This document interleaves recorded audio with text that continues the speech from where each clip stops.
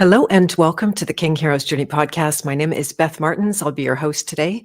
And I have the immense pleasure of hosting Miss Kelsey Kenney for her third interview. So before I bring her on, I just wanted to make a few announcements. I see she's in the backstage there, and we'll probably just be on audio due to connection kind of things, which I'm used to, and that's totally fine. I know what she looks like, and she's beautiful. So there's lots coming up right now, and I want to make sure and tell you now because we're going to really get into the depths of brain and breath food very soon. And let me see if I can make that banner actually stay on. Hello? Oh, weird. Okay. They got new features here, and sometimes they add to the functionality, and sometimes they complicate the crap out of the functionality. As a matter of fact, I wanted to get a vote from people about the two streams. One is like vertical, one's horizontal, that go to YouTube now. Should I be doing that? Does it just water down the one stream or something like that? Are people using it liking that? Is there any reason for it? It's one of the things. So, oh, look at this. Best live on the internet, two sexy brains. So good. Thank you, Lisa. I really appreciate that. Yeah, I find intelligence and brains to be very sexy. I can actually be lured. Now, don't tell anyone this, but I can be lured by intelligence alone. So I have to keep an eye on that. And Kelsey's definitely one of the smart ones. But before we get started, let me tell you about what's coming up. So in the House of Free Will, which is my private association, we actually have it's a kind of Love Your Liver fest over the next few days and the weekend. And in the House of Free Will, we have our own private Love Your Liver group because a lot of the people in my world have seen the wisdom of the Love Your Liver nutrition detective approach to health, of which Kelsey is a practitioner and a really good advocate and very knowledgeable about. So we're going to be meeting tomorrow for a meetup. It just is so nice to jump on, talk to people about their experiences. What have they noticed changing? Where are they bumping up against trouble? I don't give advice, but by this point, 14 months into it, I do have a fair amount of knowledge, and often people can really get something out of that. So we've been enjoying those every couple of weeks. And there's also House of Free Will Roundtable in Law coming up. We're doing the Foundations of English Law as a series, which doesn't sound very sexy at all, but guess what? The truth is sexy. And going down to the foundations of law is exactly how you get out of all of the psyops of our alternative law world, just like the natural health world. And that leads me to letting you know that tomorrow is our regularly scheduled Beth of Fresh Air podcast, which is always Friday at 2 p.m. Central. I'm hosting Dagmar Stansova again to do the Decult Natural Health Part 2. And she's got a list of 27 things that she has direct experience with. We don't know if we're going to get all the way through the 27 of them, but we'll definitely pick the highlights. And then I'm going to be recording an interview with Garrett Smith, who is the creator of the Love Your Liver platform. And we're going to be I'm going to be interviewing him to give the basics on toxic bile theory, but this will not be live or on my channels. It's going to be coming out on his. So you want to go and subscribe to Nutrition Detective on YouTube. That's where he does all of his lives and posts his videos. And then coming up on Monday, Alex Michael, who is the conspiracy music guru. If you're not familiar with him, he's done a lot of music over the pandemic especially. And we're going to go deep into solfeggio sound and what is the secret of that thing that I like and I don't know anything about. So I'm really excited to host him. He's a really cool guy. I haven't had the pleasure to meet him yet. And then we got Christmas, where it's going to be a little quiet, but coming up December 29, Jacob Lieberman is coming on to talk about the eyes and seeing and the depths to which we can see beyond the eyes. He's a great guy. I don't think he woke up to the agendas, at least not the last time I talked to him, but he's so full of wisdom in other ways. I couldn't resist inviting him for another one. And then you should know also that my course creator code, which is filling up nicely, I'm super excited to be hosting this. The early bird is only on until December 29th. So if you haven't heard about it, you haven't seen it, I'm going to share a link in the chat so that people can take a look at that. It's about becoming a visioneer and a creator next level. Maybe you're already there. This is and you just want to grow exponentially. That's kind of where I'm at. So Creator Code, for those of you who don't know, is a 12-week journey designed to free you from the unconscious patterns that shape your choices, your vision, and your future. The tagline on the course is deprogramming your future, because we don't want to go into it with fear and driven by all the wrong things. So it's going to be through archetype work, somatic practice, emotional mastery, small supportive pods that are optional but very good for accountability and practice. And in the process, you'll be able to unravel the patterns that are rooted in fear, survival, and all of our conditioning, and reconnect with a natural ability to see clearly and choose clearly and create from freedom rather than from fear. And Maya, hello, welcome. You're saying the video is not there. You mean you can't see me here right now? If you don't mind to clarify, that would be awesome. And hello, Jasper. Welcome. Come and say hello in the chat. And Miss Jackie K, I'm very glad to host you here. It's audio only, Maya. We should be on camera. Yeah, no, we should be on camera. You guys can't see me? You don't know what I'm doing right now? Yeah, it's only Kelsey that's going to be off camera. So darn, it's showing me on camera. What do you guys see? So yeah, this is not audio only. It's just audio of Kelsey. So you can't see me. Oh, that's weird. Okay, I'm going to just try and see what the settings say here. I'm on my only camera. You can't see me. All right, well, we got some glitches in the... Okay, so I just turned my camera off. I'm going to turn it on again. Cannot see me. That's weird. Too bad I got all dressed up for you guys and everything. Hello, Donnie. Welcome. Well, I don't think I'm going to delay anymore. I really can't imagine why that might be. And so it looks like that's on Facebook and YouTube. So that makes me think that there's something wrong with StreamYard. So I'm sorry. I'm not going to delay, but I will be bringing Kelsey on. Before I do that, I'm going to introduce her. So this is a first person bio that she's written in detail. I won't go through the whole entire thing, but basically she was very sick, born jaundiced, and had a lot of complications over the years. Like we all did, we made a lot of mistakes in the health world, whether that was with conventional system or the alternative system. And she tried exclusively conventional at the start and moved to others. And then 3 years ago had a major breakthrough when she tried flush niacin, which is a real turning point, and also came through the work of Dr. Garrett Smith. And her insights gave her clarity to a newfound understanding of the true causes of chronic illness. We're going to be going deep into niacin today because that is the very related to the brain and breath food.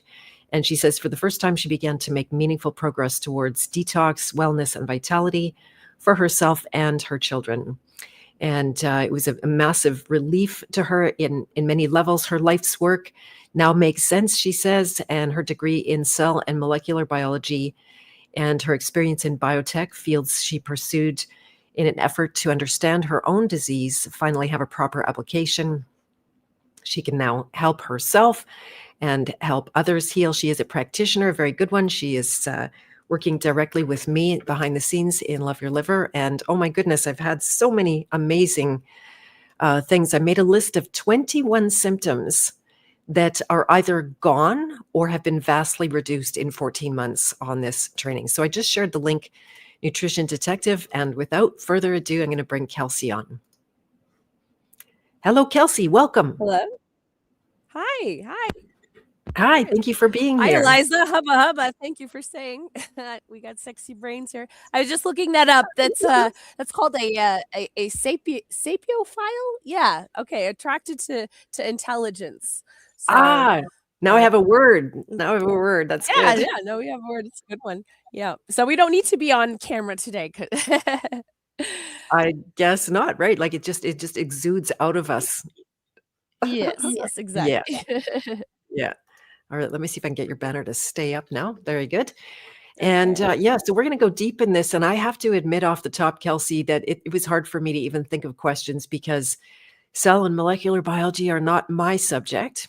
But when I hear you, often behind the scenes in the Love Your Liver network and office hours and stuff, when you geek out on it, my brain gets hungry. I'm like, okay, I want to hear a lot more of that stuff. So definitely don't hold back, even if you feel like it's over our heads. I'm a pretty good question asker if I don't know Mhm. what you're talking about or need more clarification, or figure that the people taking this in would also benefit from more clarification, then I'll do that. And Okay. originally we were going to just talk brain food, but it turns out that you're also deep into the nutrition side of breath. So those are two very, I imagine, related um, functions, as everything is in the body. And do you want to start with, say, even the problems that people face when it comes to the brain and the breath being starving? Maybe we do have to take those one at a time. Sure. So, well, I'll start with my own story. I it wasn't. It's not too long ago that I was going along on the program, and I had made significant gains, as you talked about in the bio, and I was doing really well. Everything made sense to me for the first time, in my life. I'm getting really healthy, and I'm still on this journey too. So I spent a long time poisoning myself. Well, not all of it was my fault. I was born jaundiced, but and it's not over yet. I still got some stuff to work on, and I certainly did. A few months ago when I discovered that my breath was what was holding me back. So basically, I give consults and everything, and we read your hair level of toxic metals.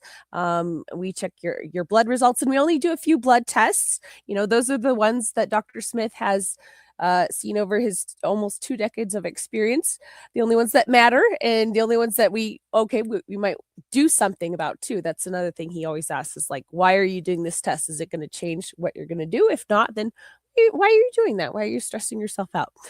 Um, yeah, been also the formulator for that for Dr. Smith and nutrition detective, and we're coming up with all sorts of things. And the zinc salve that I made is really been very popular too. I'm particularly proud of that one, and we just got all sorts of great things in the works. But anyways, so I was still having, though, and I didn't talk about this a whole lot, to everybody, what I was still struggling with on my program.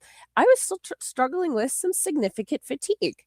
And that was and we have a questionnaire that we give to all of our clients that say, what are the 3 most important symptoms that you want to work on today? Because we want people to stay motivated as we go in this program, and things will go up and down, and you'll have some, little things pop up, and here and there you're going to stub your toe on the marathon at some point, right? But we're not worried about that. We're trying to get back to the goal. And one of those was fatigue. So that was really important to me, and I still was feeling like I was sleepier than I should have been. And it took it took kind of a wake up call for me to understand that's what was going on. Like, I was waking up after plenty of sleep, and I was still tired. And it would take quite a while to get going during the day, and I couldn't figure it out. So I really had to go back to basics, and the basics of just thinking about the triangle of our needs, the Maslow's hierarchy of needs. Like, what am I missing here? We're gonna start over, because I know that it's going to get better, and lots of people's fatigue has improved, but when's my turn? So anyway, so it started with fire season last summer, and of course that can inflame everybody's breath. No matter who you are, it's not really healthy for you to be breathing that in constantly, and so that made it worse what was going on with my breath at night, enough to wake me up to see that was the issue, and that was something that I needed to look at.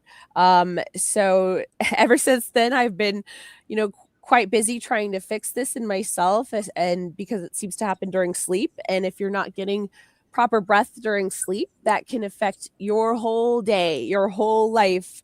And I'm of the opinion that I was probably struggling with that for, over a decade, if not more. And I just didn't know it, and because I was asleep. So yes. So I kind of got lost in the weeds there of the original question, but is that kind of where we're going? Is that a good intro? Totally, totally. And by Okay. inflamed breath, you mean inflamed lungs? Yeah, so my airway, Hmm.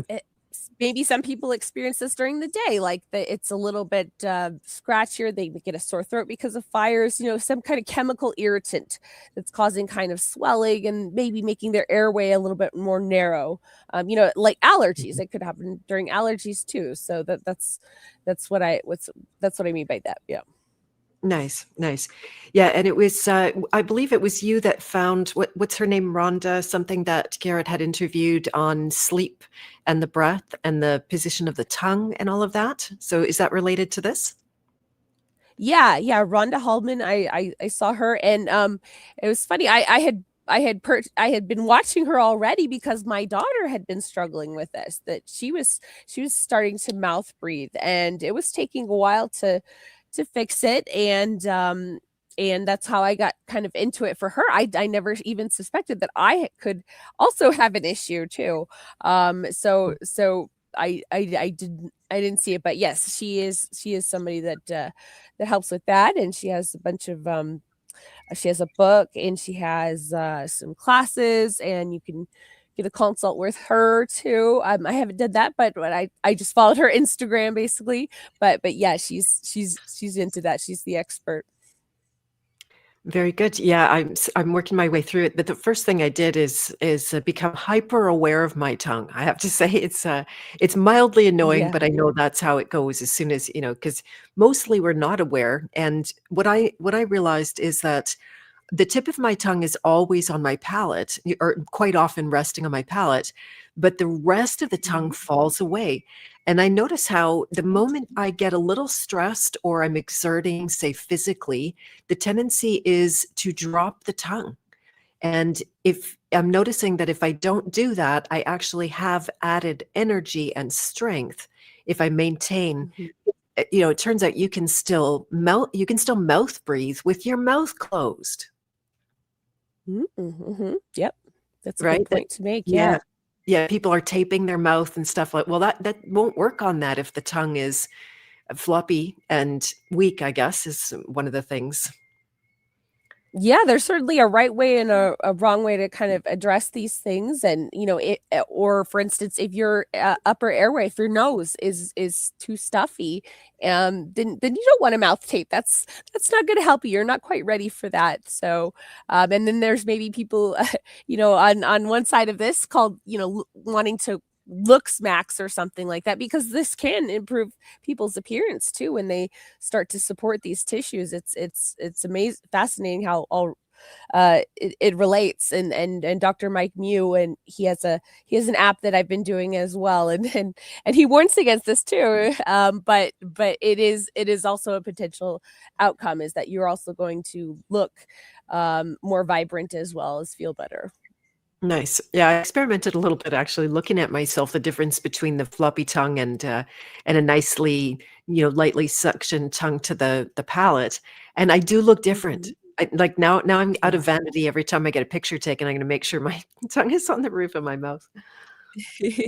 That is a good motivation too. Yeah, that's awesome. Yeah, the app that the Mike Mew app even has you can take your photo and kind of watch yourself as you're doing your changes. And yeah, it's always good to have some positive positive results as you're going through this, and seeing where you've come, certainly.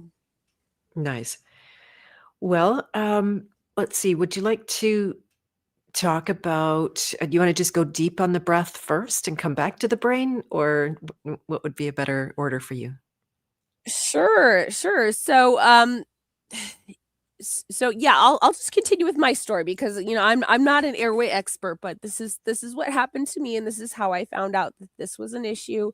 And once I started getting curious about it, and then started talking to clients about it too, and I thought that maybe they have some sleep disordered breathing. We'll call it that, as a general kind of thing. And you wouldn't know it. You don't know you have it if you don't know you have it. So anyway, so the fire season kind of made me really tired. I was so tired, and I really got motivated to figure out what was going on. I got I had a watch that I previously used before when I had POTS to kind of monitor my heart rate, and I noticed they had a new version, so I bought the new version that tracks sleep, and I got that, and I started seeing what's going on with my sleep at night, and at first I didn't really know what I was looking at. I was like, okay, I don't really see anything, um, and but then I didn't know what I was looking for. Like, it can't diagnose you with anything, but I knew something was wrong here because the percentages were off as far as deep REM, that's rapid eye movement, that's dreaming and light sleep, and it was looking really choppy because it can give you kind of like stages, and tell you just by knowing how much you're moving and maybe your temperature and a few other things. It knows kind of what sleep stage, or it can make a pretty good estimate. And those were kind of off, and I kept getting bad sleep scores. I was like, what's going on here? Why am I getting such bad sleep scores? I'm getting, the proper amount of hours. I didn't get it. And I guess they're not allowed to, say too much, but they're just giving you the data there. Um, and so finally I just thought, you know what, I'm just gonna put this in these screenshots into Chat GPT and see what's going on. So that's what I did. And ChatGPT said, "Oh, there's a big problem here." And so it said it told me that although I had an average good oxygen during REM, my level of oxygen would absolutely plummet. So that's that dreaming kind of stage. So what happens when you get into REM, which usually happens later in the night, after a few hours or so, you start having more dreams and everything, and that's kind of that's totally normal, and your body wants to protect you from acting out those dreams, of course, because it's kind of the most metabolically active, that it's closer to waking than we think it is. But it wants to keep you from acting out those dreams, of course. So it tells your whole body it basically paralyzes your whole body, right? And when you have the type of sleep apnea that I was having, that signal is too strong, or the counter signal to keep that airway open, because that involves muscles and nerves and everything too, is too weak. Okay, so that signal to keep me safe was actually causing me to lose a lot of oxygen and to go really low. Like, I'm talking, like 75% oxygen at some point. Interesting. And yeah. And so it was going up and down, and I had no idea. I'm not a snorer or anything. I'm not heavy like we think of sleep apnea and obstructive sleep apnea, because that's what this is essentially. Is just a subset of that. We think of somebody who has sleep apnea as a big snorer, big guy, thick neck, older, middle-aged kind of thing. And so it was quite a shock to see that I had an issue there. Could I jump in? So go ahead, sure, please. Yeah, I didn't think of myself of having any sleep apnea either, but when I fall asleep on my back, I will inevitably Mhm. wake myself up because I completely block my airways as soon as, I guess it's I don't know what exactly happens, but I will never in a million years be able to fall asleep and stay asleep on my back. It has to be on my side. So Mhm. that is a form of apnea, is it not? Positional apnea. Yeah, I think that's what that or yeah, something like that. But positional is in it, so it's still apnea. Yes, yeah. Apnea just means lack of breath, so it's a very generic term, or even hyponia. Hyponia, yeah, it means low breath. So either one, and the if you go to get a sleep study, they'll give you an AHI, apnea hypneo index that kind of figures out what kind of distinguishes the two, and they'll give you a score for that. Right, right. Yeah, they have to go and spend the night in the clinic and be all monitored about that.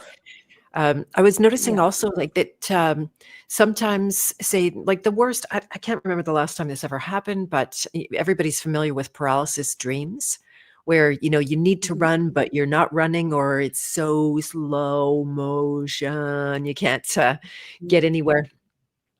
And so it's fascinating because you are actually paralyzed Mhm. at a Yeah. biochemical kind of level. Yeah. And what would be the biochemistry of that paralysis? What does your body do to shut things down? Well, I didn't geek out too much on this one, right? I was more focused on the solution, and what to do about it, rather than the signaling. But essentially, it's a part of the brain that sends a signal to the entire body of the entire muscles, and it's a very strong signal too, right? That's pretty powerful to tell your whole body to literally paralyze.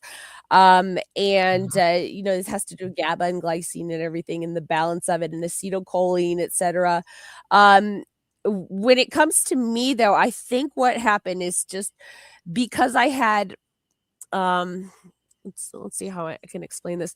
Okay, so I would have said a while ago that I had hypermobile syndrome. So I bet some people listening probably know what that is. It's kind of a very vague, almost fibromyalgia kind of like um broad spectrum disorder that a lot of, and it's especially common in women too, and it's generally associated with very flexible joints, and kind of like low support for the joints, and sometimes people have stretchy skin, and sometimes it's genetic, but the vast majority of the time they the doctors are baffled. They have no idea why women get this, and it causes all sorts of comorbidities too, including like POTS, fatigue, popping joints, heart issues, and then airway issues. I didn't know that. I never looked at that.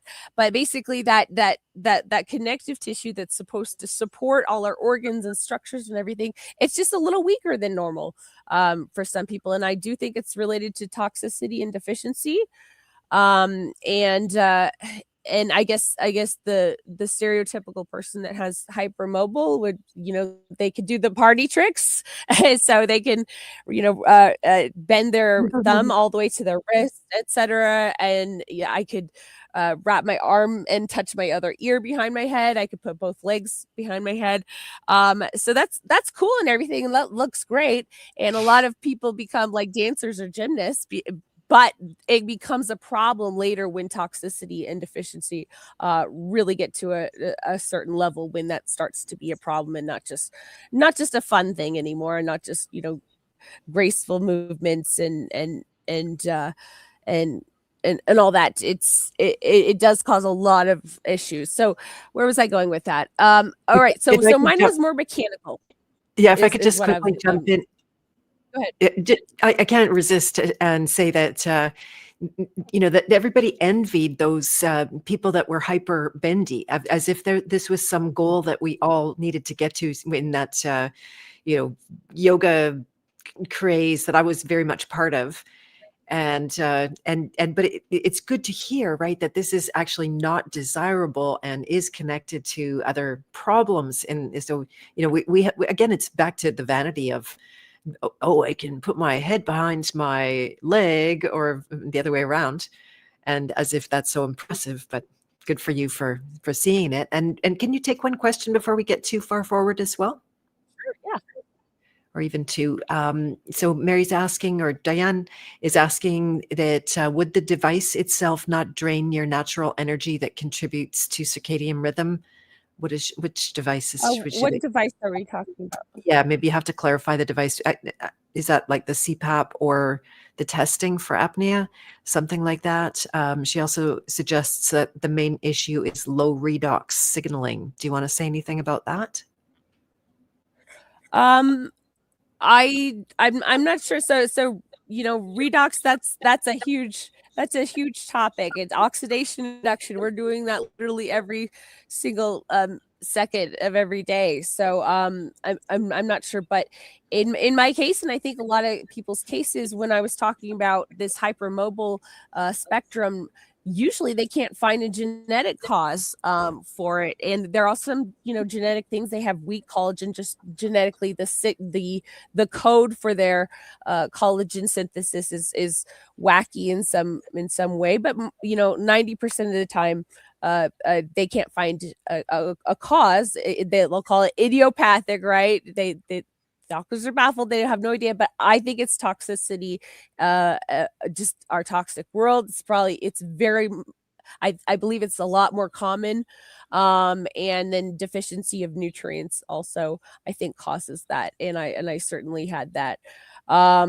So yeah, I hope that answers your question. So yeah, maybe at the itty bitty gritty level, but that's that's kind of the level I saw it at, as that just I had started toxic and I was still, fairly toxic, and it affected the muscles and the strength of this. So why didn't my program fix that already? That should have been something, it fixed. And it did. It fixed my hypermobile symptoms. Actually, I can't do those tests. They actually, that's one of the ways a doctor, if they know what they're looking for, will diagnose you with a hypermobile syndrome, is they will have you do all sorts of party tricks for them. And I can't do them anymore.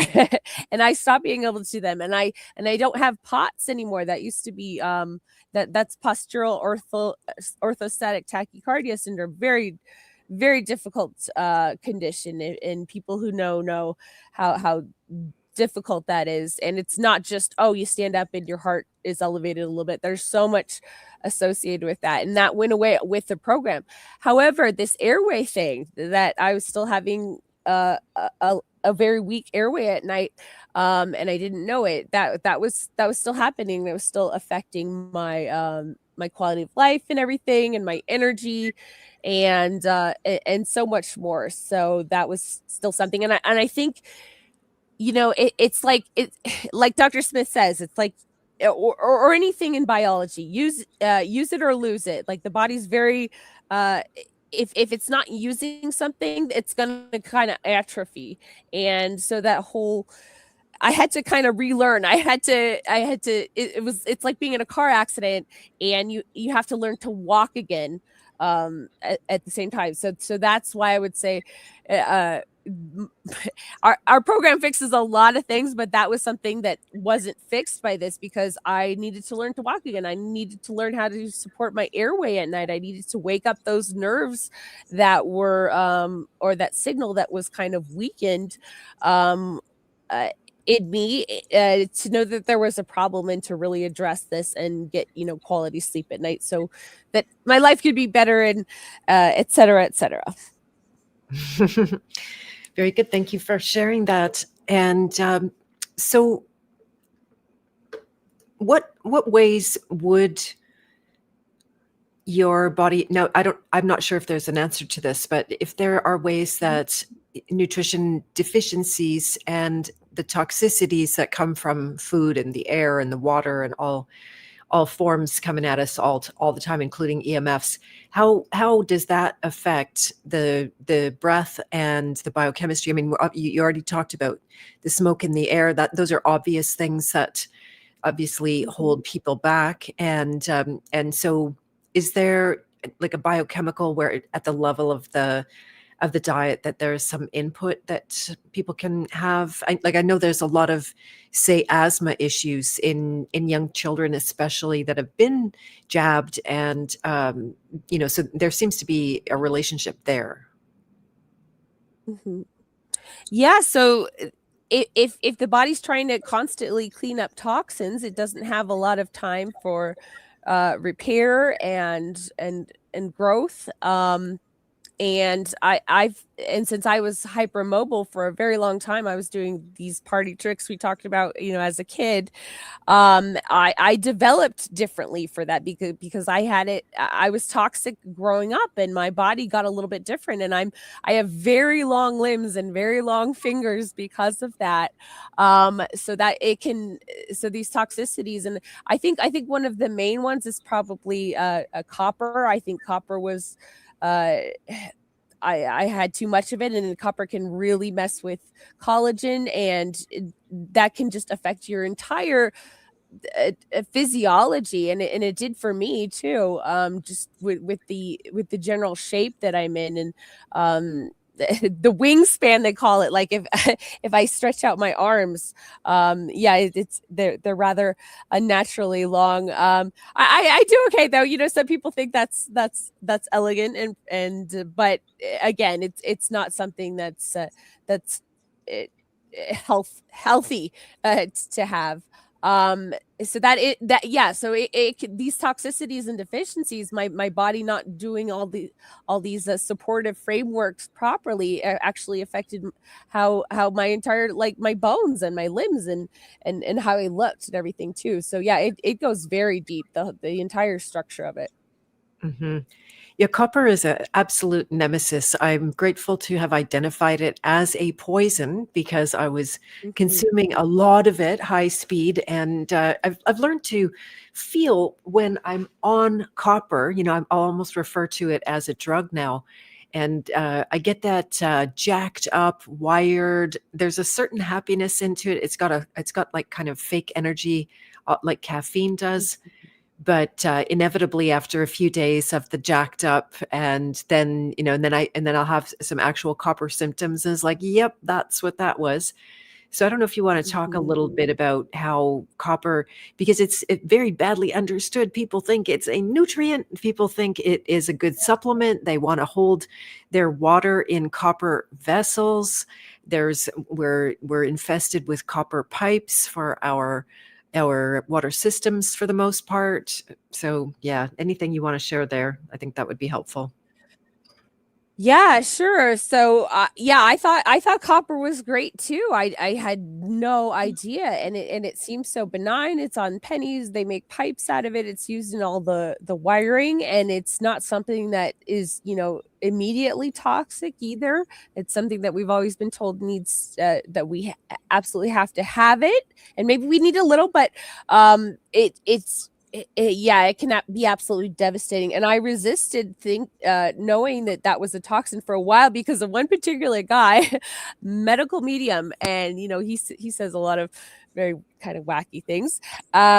So yeah, and when he said like copper is a toxin, I'm just like, "Psh, that's just another one of his goofy theories." And because if for those of you who don't know who that is, he like talks to I think a being called Spirit that helps him do his healing work and everything like that too. And he's particularly, I think, kind of famous for insisting on celery juice for cleansing. So that's why I resisted it at first. It's just Mhm. by who was saying it, but eventually when I started to look into Dr. Smith's work and him talking about copper, and I realized that was a big problem for me because I was even making jewelry with copper. I was making some organite. For those of you who don't know what that is, it's like it's metal shavings and metal pipes, kind of encased in resin. It helps harmonize like energies, and some people believe in even like helps with the sea trails up in the sky. And I do believe that it is beneficial. But I was touching bare copper all the time, and I thought, oh, it was no big deal. It's not a problem.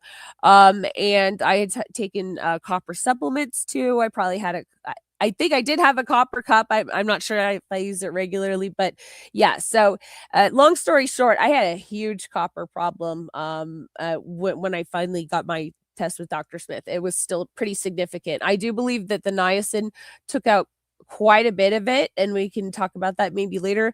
But it was still significantly high. So yeah, long story short, copper is no good. It's overall it's stimulating. It's definitely, but over time it's so stimulating that you actually never get fully rested. So you can become very tired and very fatigued over a while. It definitely is a firecracker, is a kind of a burnout thing. So yeah, that's why it can make people feel good as first, and that's what's kind of deceptive about it. Yeah, which is often the case with nearly every poison is often a stimulant. And I was an insomniac for many, many years. I struggled like anything with sleep. And now, after I've been bragging, which I don't like to do because just in case that boomerangs on me or anything like that. But 9 times out of 10, I get such a good sleep. I don't even wake up for the bathroom anymore. Like, it's amazing. I can go 8 straight hours, and that was unheard of most of my life.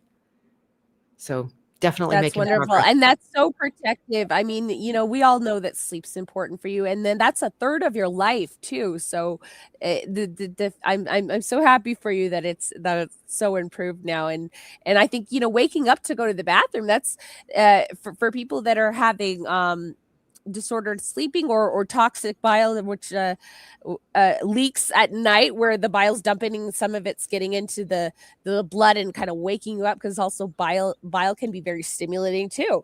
um Mhm.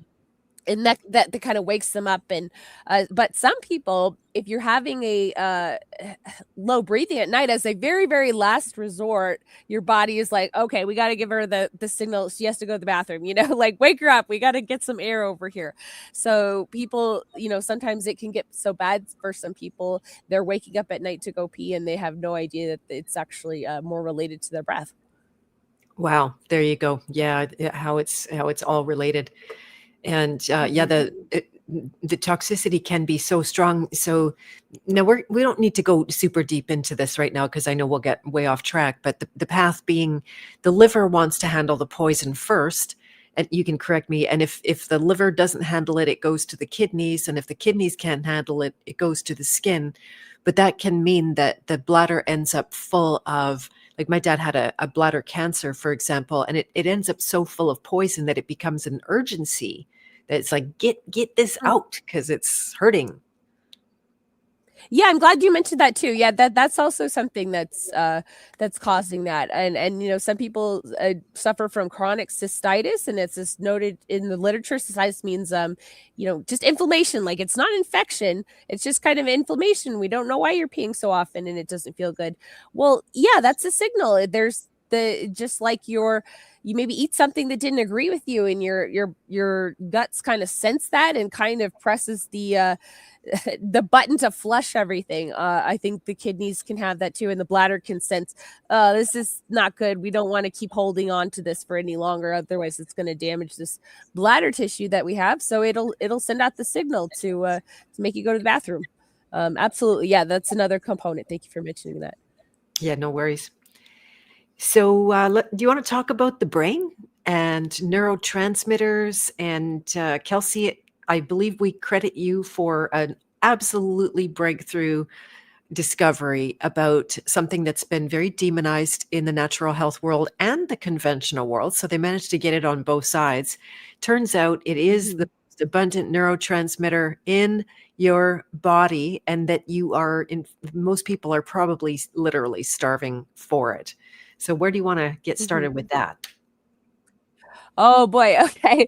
Yeah. Yeah. I remember being when I first started talking about this, and I just feeling so hesitant to even say it. It just almost felt like a cuss word at first. But I couldn't deny that this was something that wasn't actually toxic. It's and not just the most abundant neurotransmitter. It's the most abundant amino acid in your body. Sorry, second most abundant amino acid in your body. All right.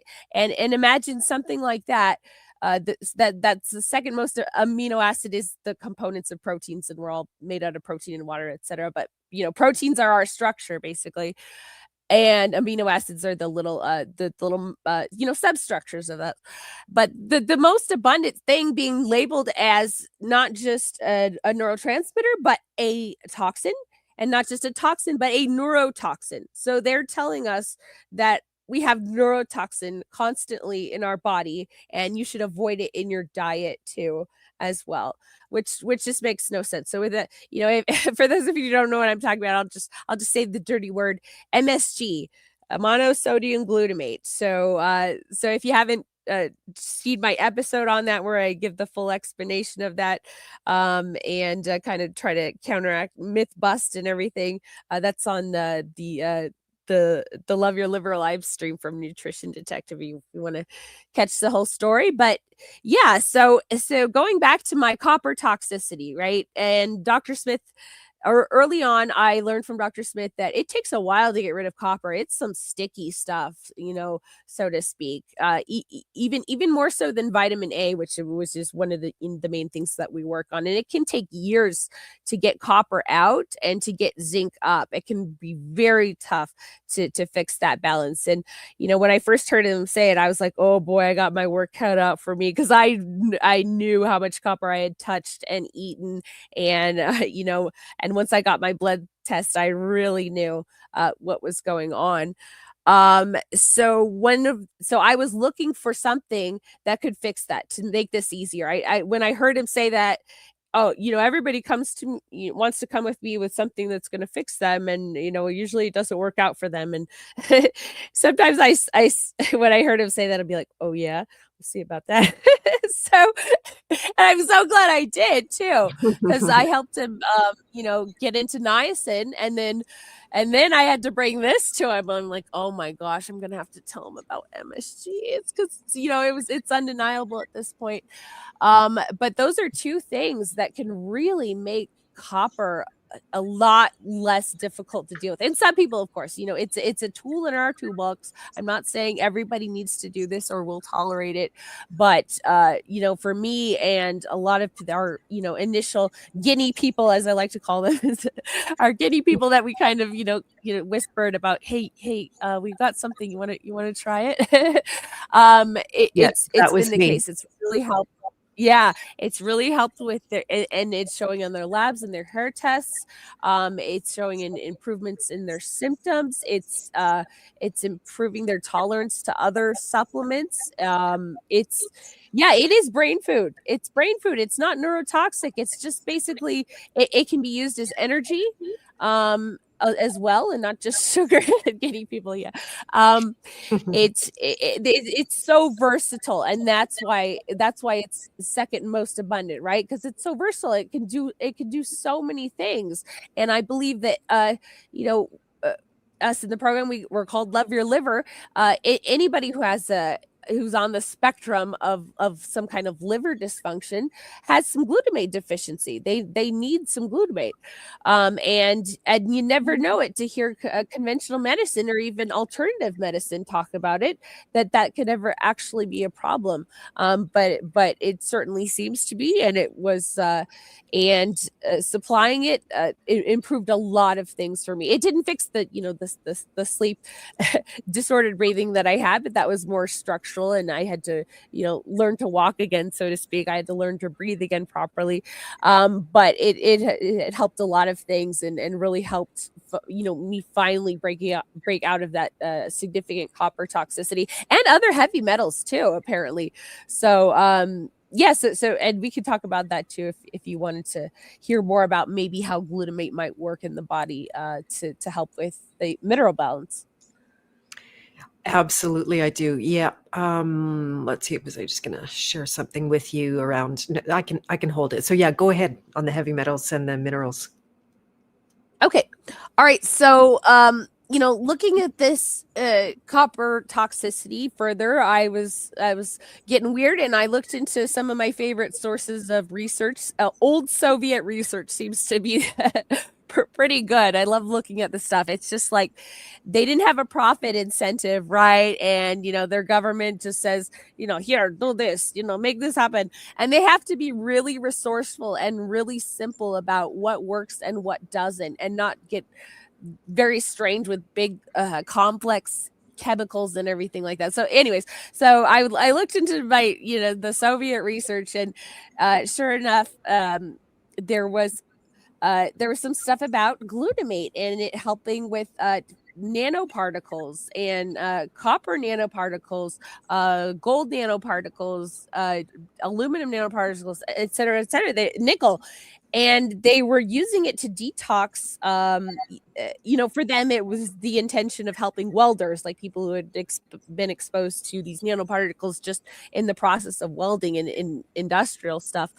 So they probably thought it was no big deal. They probably thought, oh, we're just helping this subset of our people, the Russian people or something, I looked, so that's where I began with that. And so to get to fast forward, how it works is it very strongly, it strongly binds to heavy metals. Okay, kind of like charcoal or zeolite, if you've heard Dr. Smith talk about that. And it binds very weakly to beneficial minerals. Okay, and it's not like it has a brain or it knows the difference. It has to do with like the basically the attraction, the push-pull of positive and negative, and the structures it can make, whether they're stable or not. And so what it does is it okay, so let's say you have some copper and zinc in your meal, and you also have some glutamate. Okay, so and there's lots of other stuff in there all mixed up in your tummy, but basically to help you keep your balanced, where the ideal thing to have is your zinc literally higher than your copper. It has to outnumber it. Basically, it's not a yin yang thing. It's like, no, the zinc has to be dominant over the copper. Literally, it's not a male female kind of thing. And so it helps kind of keep that balance. And I think that's why we literally have a taste receptor for it. It's because it's supposed to do that for us. We're seeking it out to help with our mineral balance. So it binds very strongly to heavies, and not so to beneficial minerals, or less so, at least enough to kind of improve that balance and to help it over time. And to little by little kind of change the situation there. So it has to be okay. So let me think how I explain this. Okay, so for a metal to be absorbed, it has to be usually in ionic form. So that means it's charged, right? It goes into the water of your stomach, the liquid, and dissociates from whatever it's attached to, and it's got a little +2 or +3. It's got a little charge on it. Okay, and then you have these little nets. We can think of them in your along your gut lining, looking for those, and they don't pull in ions that are bound to something. Okay, so if they're bound to something, then they're gonna pass right through. The little nets are looking for those plus charges. They're looking for the positive ones.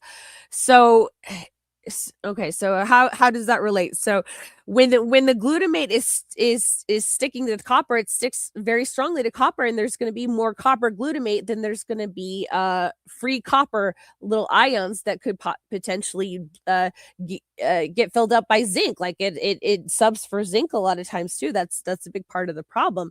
But because this glutamate will bind the copper more strongly than it will zinc, it's very low binding to zinc. It'll allow the zinc to get into the zinc receptor a lot more favorably. So for instance, like if I had a solution full of this stuff, like 97% of it would be just floating around as copper glutamate, and only maybe 3% would be copper ions. And then it would probably be the opposite when it comes to zinc. So when it comes to zinc, if you had a zinc glutamate, then like only 3% of it would be zinc glutamate, and the rest would be zinc ions. If that helps make sense. But we need it, we need to change that balance essentially, and I think that's why we have a taste for it. That's why all plants they make glutamate when they're faced with heavy metal stress. Even bacteria will do this. Any kind of metal stress, they'll increase the amount of glutamate that they have to basically do this on on a full body scale or a full cellular scale, to help to kind of keep this balance going. So that's kind of where we're going with that. So we'll just pause here and see, is everybody with me on this one? I'm with you. And so, Okay. what would be the body's, first of all, the location and the process of making glutamate where the diet might be starved, like void of it because we've been taught to avoid them? Good question, right? So that's a little bit that could be misleading when somebody tells you that it's the second most abundant amino acid in your body, and it's not even considered an essential amino acid, right? Like you can make glutamate from a lot of the other ones too. um um so I think, yeah. So why do we have a possible deficiency, even though I saw one thing that said you have 4 pounds of glutamate in you right now, right? It's how can that be a neurotoxin when you've got 4 pounds of it in you, on average? And why would we have a deficiency? So it, so any kind of liver dysfunction, the liver loves glutamate. It loves to use it as an energy source, and if there's liver dysfunction, it'll start to prefer it over sugar. I guess you could say it's a little bit cleaner burning than sugar is, or cleaner burning than fat is, or something. So it's an alternative energy source that can be safer to burn, and every time you burn something for energy, you create a little bit of a you create a little like a free radical, right? And your body's meant to do that. That's how it happens, but you have to handle that safely. But it's just a little bit safer with that. So it's an energy substrate. They call it, the fancy word for those of you who want to hear me geek out is let me think if I'm saying this right, anaplerotic. So that's that's kind of the alternative fuel source, if you could think of it that way, of the body is glutamate, and burning glutamate, and in the brain too. It's also an important fuel source. And also there's everybody's heard of glyphosate, right? So Mhm. that's an analog for glycine, which is another amino acid, and that can cause a lot of problems right there. Um, but there's also, I didn't know this before, looking into all this, is there's one called glufosinate. So there's an analog for glutamate that they're spraying now too. And they've got, glyphosate resistant crops, and that's starting to get more popular as, people are trying to avoid glyphosate, or there's resistance building and everything too. So that could be potentially interfering with that and subbing for glutamate, and causing dysfunction there. And that's another potential reason. But essentially, to detox, you need a lot of glutamate, and to not just deal with what your everyday normal amount of just living on earth and breathing and metabolizing, to go back to fix the stuck stuff, the accumulated things, you need a lot of glutamate to do that. So that's why we have a deficiency, is because most of us here aren't just dealing with the everyday chemicals that we can't control. We're dealing with a backlog that we've got, and that's going to take a lot of glutamate to work on. And some people would say, oh, well, you can just take glutamate. And lots of people have asked me that. And there's an issue with that too, to take glutamine to get more glutamate. And yeah, we can talk about that too, unless there's if you want to do a quick sanity check roll, and or what is yeah, just, check your understanding kind of pop quiz. Is that all rocking with everybody?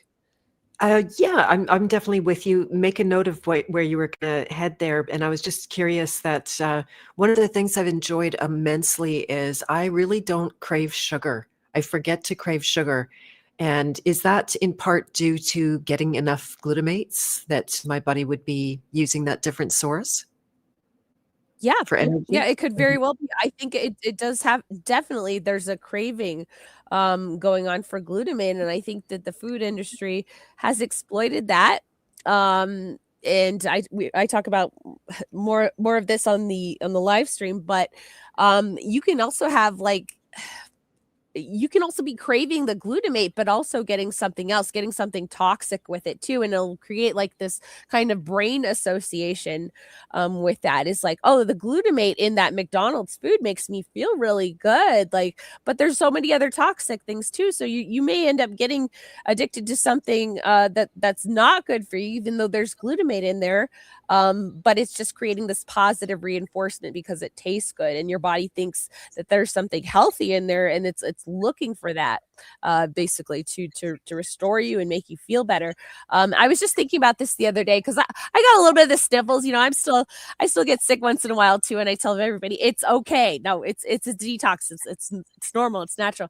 But I was just thinking this the other day about chicken soup. Okay, so chicken soup, you're supposed to have it with a cold, right? And there's actually studies on there that say it helps with cold symptoms too. And of course, old wives' tales and traditional medicine, or uh, like you eat a bowl of chicken soup when you feel bad, and it's not just the warmth of it, and the hydration of it. There's also something in there that I believe is helping with symptoms and helping somebody accelerate their detox cold cycle, because we think a cold is like a detox cycle, a cold or flu.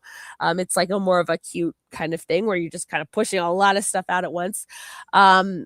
And I think there's a reason that chicken soup helps with that, and it's those other things too, but it's also the glutamate kind of powering detox too a little bit and providing energy in addition as well to kind of heal, ease the symptoms and the severity. And chicken soup has a lot of glutamate, so that's long story short, or umami is as the Japanese might call it, that rich savory taste that glutamate brings to the tongue. Yeah, I was so excited that tamari was still Love Your Liver friendly because that's my all-time favorite condiment, and it turns out it's totally umami, right?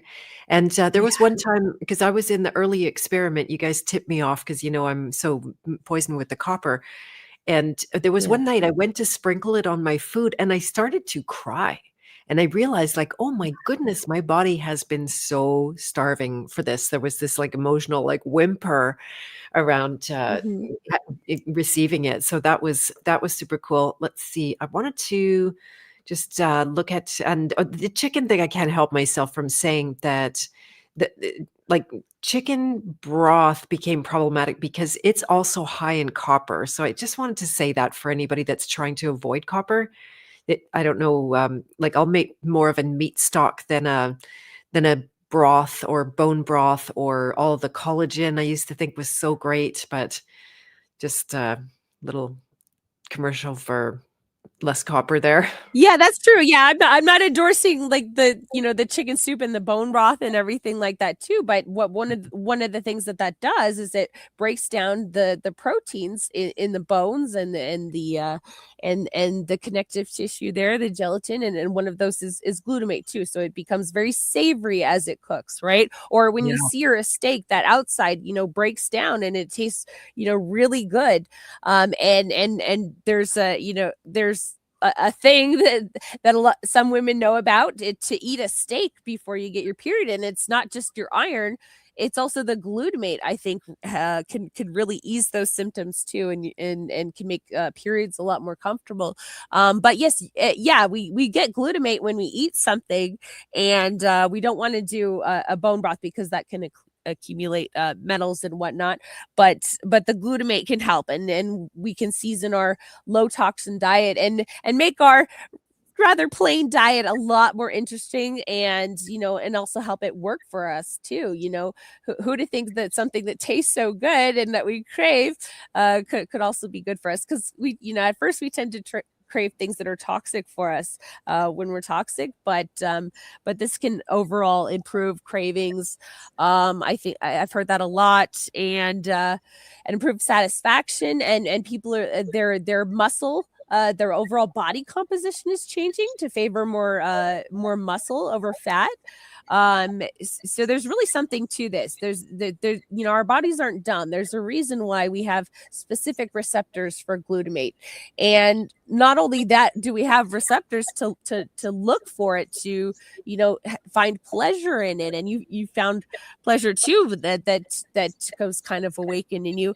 But not only that, is that it is literally a signal in the stomach. So when the tongue and the stomach kind of work together to sense that there's glutamate in your meal, it triggers the vagus nerve. So I think most people know what that is. That's kind of the rest and digest nervous system kind of side of it, and as opposed to the fight or fear, flight, or fawn.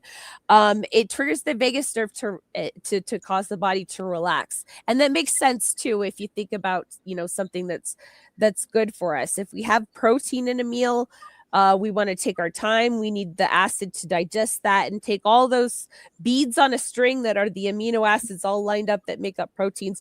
It takes time to chop those into each little individual beads. It takes acid, it takes stomach acid, it takes churning and everything too. So this glutamate is a signal for your to hold it in longer, to increase acid. And then it also, it causes a nice feeling. It literally, like, that glutamate goes up to the brain. Well, not literally, but it sends a signal from the stomach. It doesn't like travel on a channel, but it sends a signal from your stomach to your brain to rest and digest this food, because you've got protein. So you got to rest, and you got to hang out by the fire, and you got you got your protein for the day. You can relax, right? Like if you didn't get enough protein, you might not feel that, and you might not feel satisfied, and you have to go out on the hunt again. Let's say you're a caveman or something. I don't really believe in evolutionary biology, so I don't want to stress this too much. But if we're thinking that the body is smart and is helping us survive, then that's a signal it would want to give. Like, okay, you can rest now. You got your protein. You made your protein window for the day. You don't have to go out and get another boar. So I hope that makes sense. So this is all very natural, and that's why we seek it out. And it's a very ancient and old conserved seek out of this substance, is to indicate that we have protein. We can build our building blocks for the day. We have that very important macro, and glutamate is how we know, and it's the only way we know, interestingly enough, that there's protein in our stomach. Amazing. So good. Yeah. There is a happiness in it, in that, and just in that flavor. Now that makes perfect sense why. So I'm going to go back in the chat. There's a few things. One is off topic, but I feel to address it anyway. There was a comment earlier. I believe, is it the same person? He maybe used to be Achille, or is Achille on a different platform, saying Garrett blocked her. I believe it's a her or him. I don't know, for his supplement pushing that he sells zeolite. Now, I know you were involved in the research around zeolite. You have the most amazing zeolite charcoal soap, by the way, Kelsey. I keep meaning to ask you if you got any more of that. I would love some. Put some aside for me, or Yeah, we send. can talk about that. Yeah, I do have a lot of soap that Oh, I could good. never use in a lifetime. Oh, So excellent. we Yeah. can No, it's so good. figure It's, something out. Yeah. yeah, nearly an emergency. I might drive to the US for it, literally. I got so Okay, picky so about body do we products. wanna do a little apologetics for zeolite here? So we're Yeah, like, not so much apologize, but there is crappy zeolite out there, so they're not Yeah, totally misled, and that's that, the exactly, yeah. aluminum, and then, and so, yeah, if you wanna talk about how what you guys are doing with zeolite might be different. I know it ends up sounding like a commercial, and I'm not, this is not a cult or anything like that, but there is a difference, and I think the Yeah. main thing to point out is that it's not being pushed. You guys aren't sitting there banging the zeolite drum. It's like, this is in a toolbox. If you want to include it or try it or not, right? Nobody chased Yeah. after me to get zeolite. Yeah, exactly. And as Dr. Smith would say, is that nobody has a zeolite deficiency, or nobody has a charcoal deficiency, or Right. that kind of thing. Like, these are just tools in our toolbox that can help us. And some people who use niacin, we don't have literal pellagra where we're just like kind of almost got leprosy or something from such severe vitamin B deficiency. So it's just a tool in our toolbox to help make this more comfortable, and to speed along and to make it healthier, so we're not pushing things too hard. Nobody has to do it. So if you don't want to do it, that's fine. We're not gonna make you. We're not gonna kick you out of the program.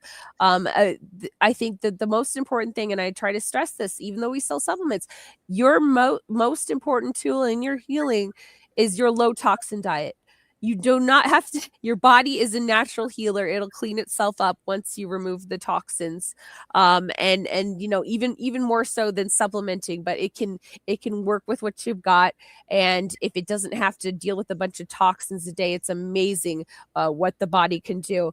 But anyways, yes, there is problems with zeolite, with a lot of zeolites out there, and I discovered this, before I talked with Dr. Smith. I was working for a media company that wanted to do their own brand of zeolite, because it was getting a little popular. No, it was huge, but there's drops out there, and there were some MLMs, multi-level marketing that had some drops, and word of mouth claiming it helped their son's spectrums disorders and everything, and detox, and it can do parasites and things like that. So I was working for them, and I had the same concerns about zeolite that probably this person has. Okay, so I had the same concerns, and they wanted me to do the product, and I'm like, hey, look, I'll do my best, okay, but this stuff is like it's very problematic. So I totally understand where they're coming from. So anyways, long story short, I've been working with zeolite for like 3 to 4 years. I have the same concerns that people bring up all the time, and I address them and go through them, why ours is different. But yeah, so you're right, and then you're also wrong. is what I was saying when it comes to zeolite. Right. And just a word also, if you want to have a relationship with Garrett, it's better not to call him out, because he's an educator, and that's mostly what he's involved in with people in a very big way. He has a big ship. So if you come at him with an attack, then you're much less likely to end up in a dialogue where more knowledge could be learned. And he's a little trigger happy with Just that. get curious. Get curious. Don't get angry. Yeah. Just get curious. It's like, Right on. why do you say that, doctor? And he's not going to block you for that. Yeah. No, But no, if you're insulting, or you just tell him you're wrong, and that's not going to work out for you. He doesn't have time for that. exactly. So the next question Yeah. from Mary or Diane, you have to tell me what you prefer to be called. Which she says, when MSG is under a microscope, it doesn't look like crystals, just like oxalates. So for salt, could it accumulate in joints like oxalates? I'm guessing no. No. Okay, good to know. It's very water soluble, and you're mostly water, so no way. Yeah. Okay, very good. Yeah, so is it, like something like calcium, is it also water soluble, but it does accumulate in joints, or is that totally different?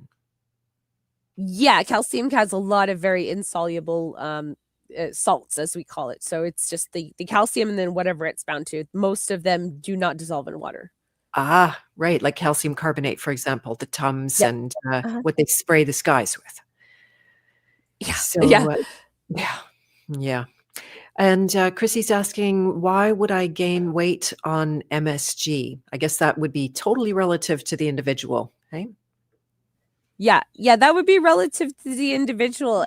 But if you need to gain weight, like if you need, like, you're an undertype, as Dr. Smith calls it, you have difficulty putting on weight, it can help with that.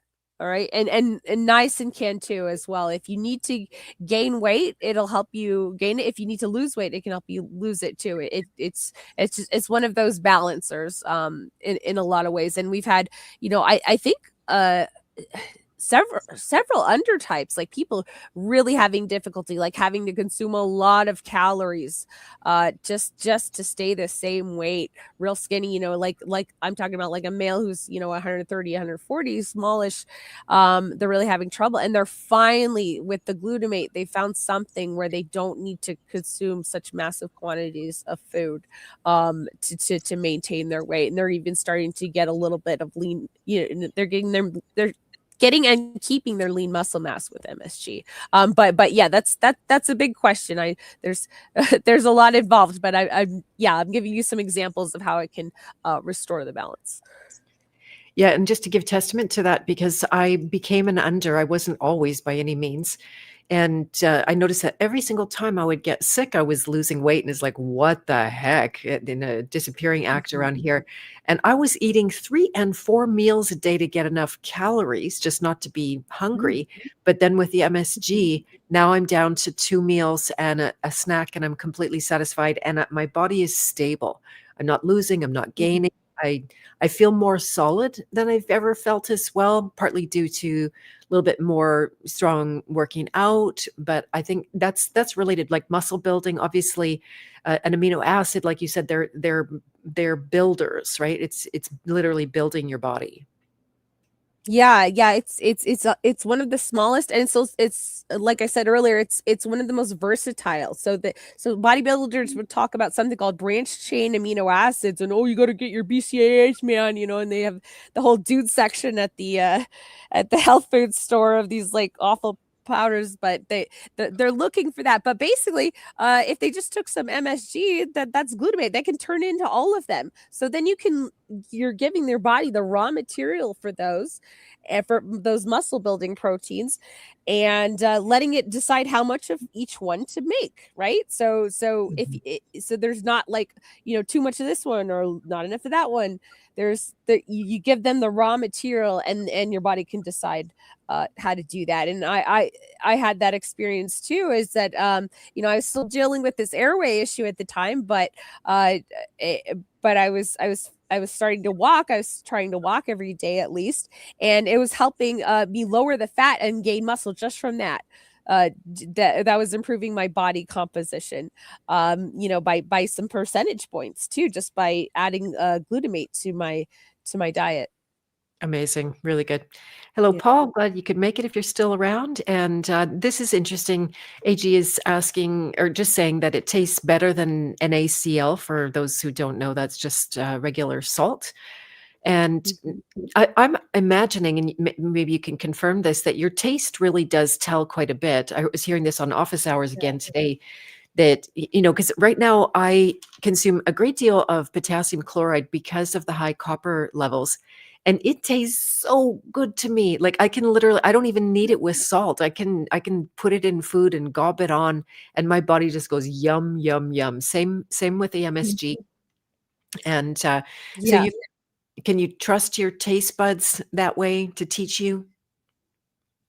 Yes, but be like a child is one of the things that Jesus said. But yes, Mm. but you have to think more like a kid, right? Like they knew that like broccoli wasn't good for us. We knew, but we got kind of trained out of that. We got kind of trained to crave some poisons like chocolate and things like that too, with given with a spoonful of sugar. But in this case, yes, we can trust our taste buds, as long as we know that we're not consuming a bunch of toxins with the glutamate too, and creating a kind of a brain association with that to crave something like that.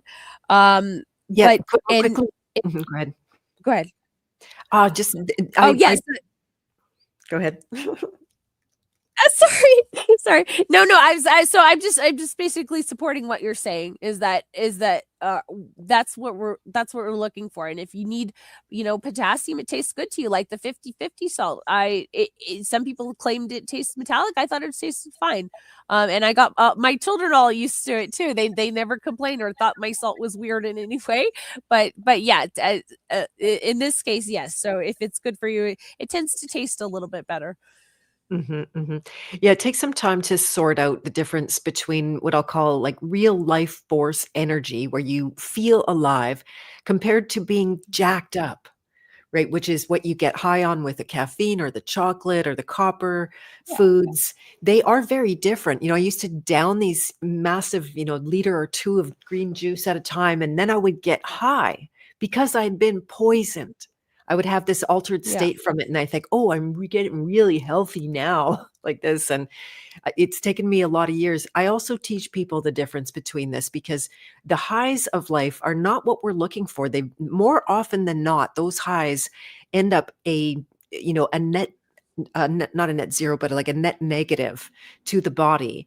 And so if you can learn the difference between real life energy and fake energy, then boy, you've come a long way. So this to me applies across the board, Yeah. Yeah, definitely.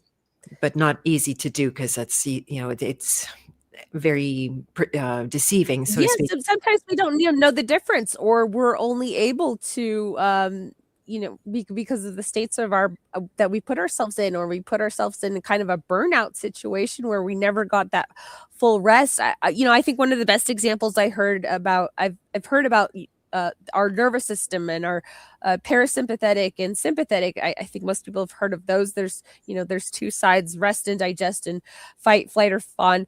Um, is that it's kind of like a ladder, okay? So think of like super high energy as like the top rung of the ladder, and super relaxed, super chill. You're with all your buddies, everything is fine, times are good. That's like the low rung, okay? It's not like that's a bad thing.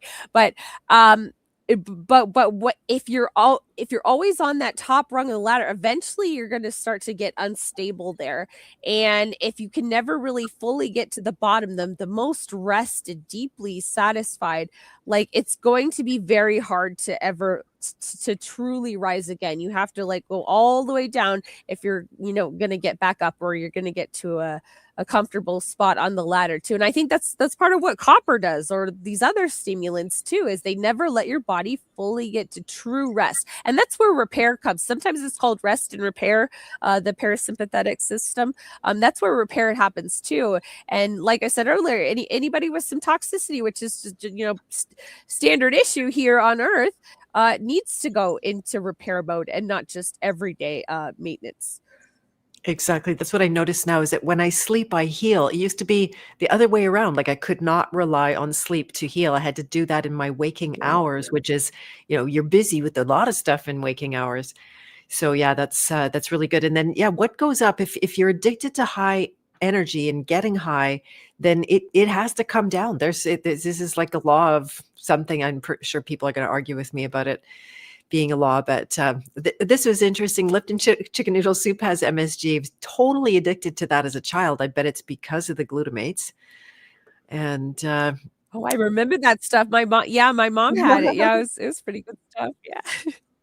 and then she was also saying that if it doesn't taste good, meaning MSG in particular, does that mean that they're not deficient? Um, well, I'm not sure how you're using it.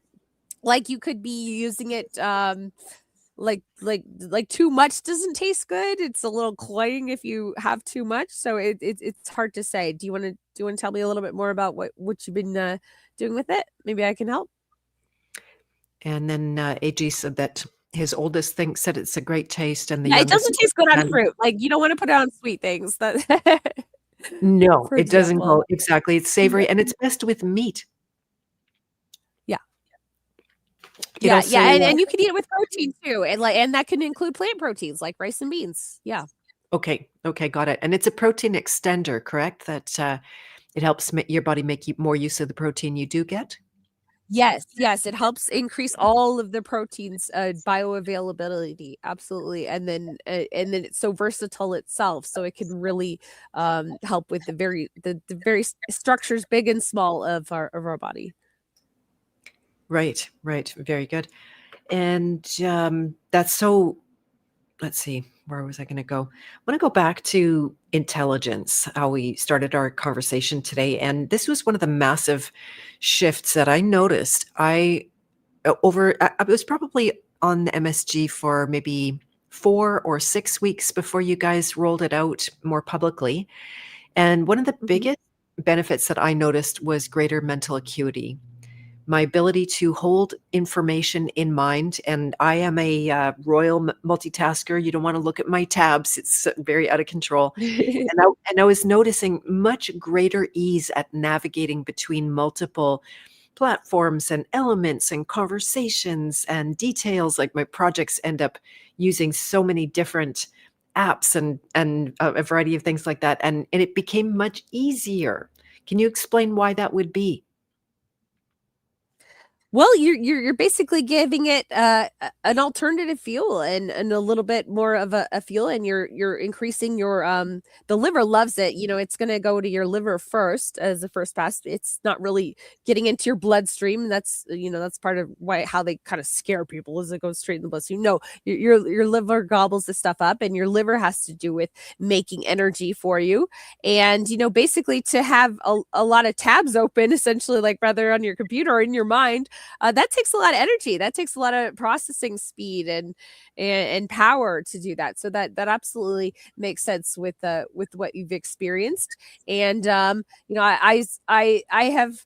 I'll admit I have ADHD, and I probably have since I was a child. So it helped with some of the symptoms of my ADHD, and I think ADHD is almost a little bit of a lack of uh, good distribution of energy in the brain. We'll put it that way.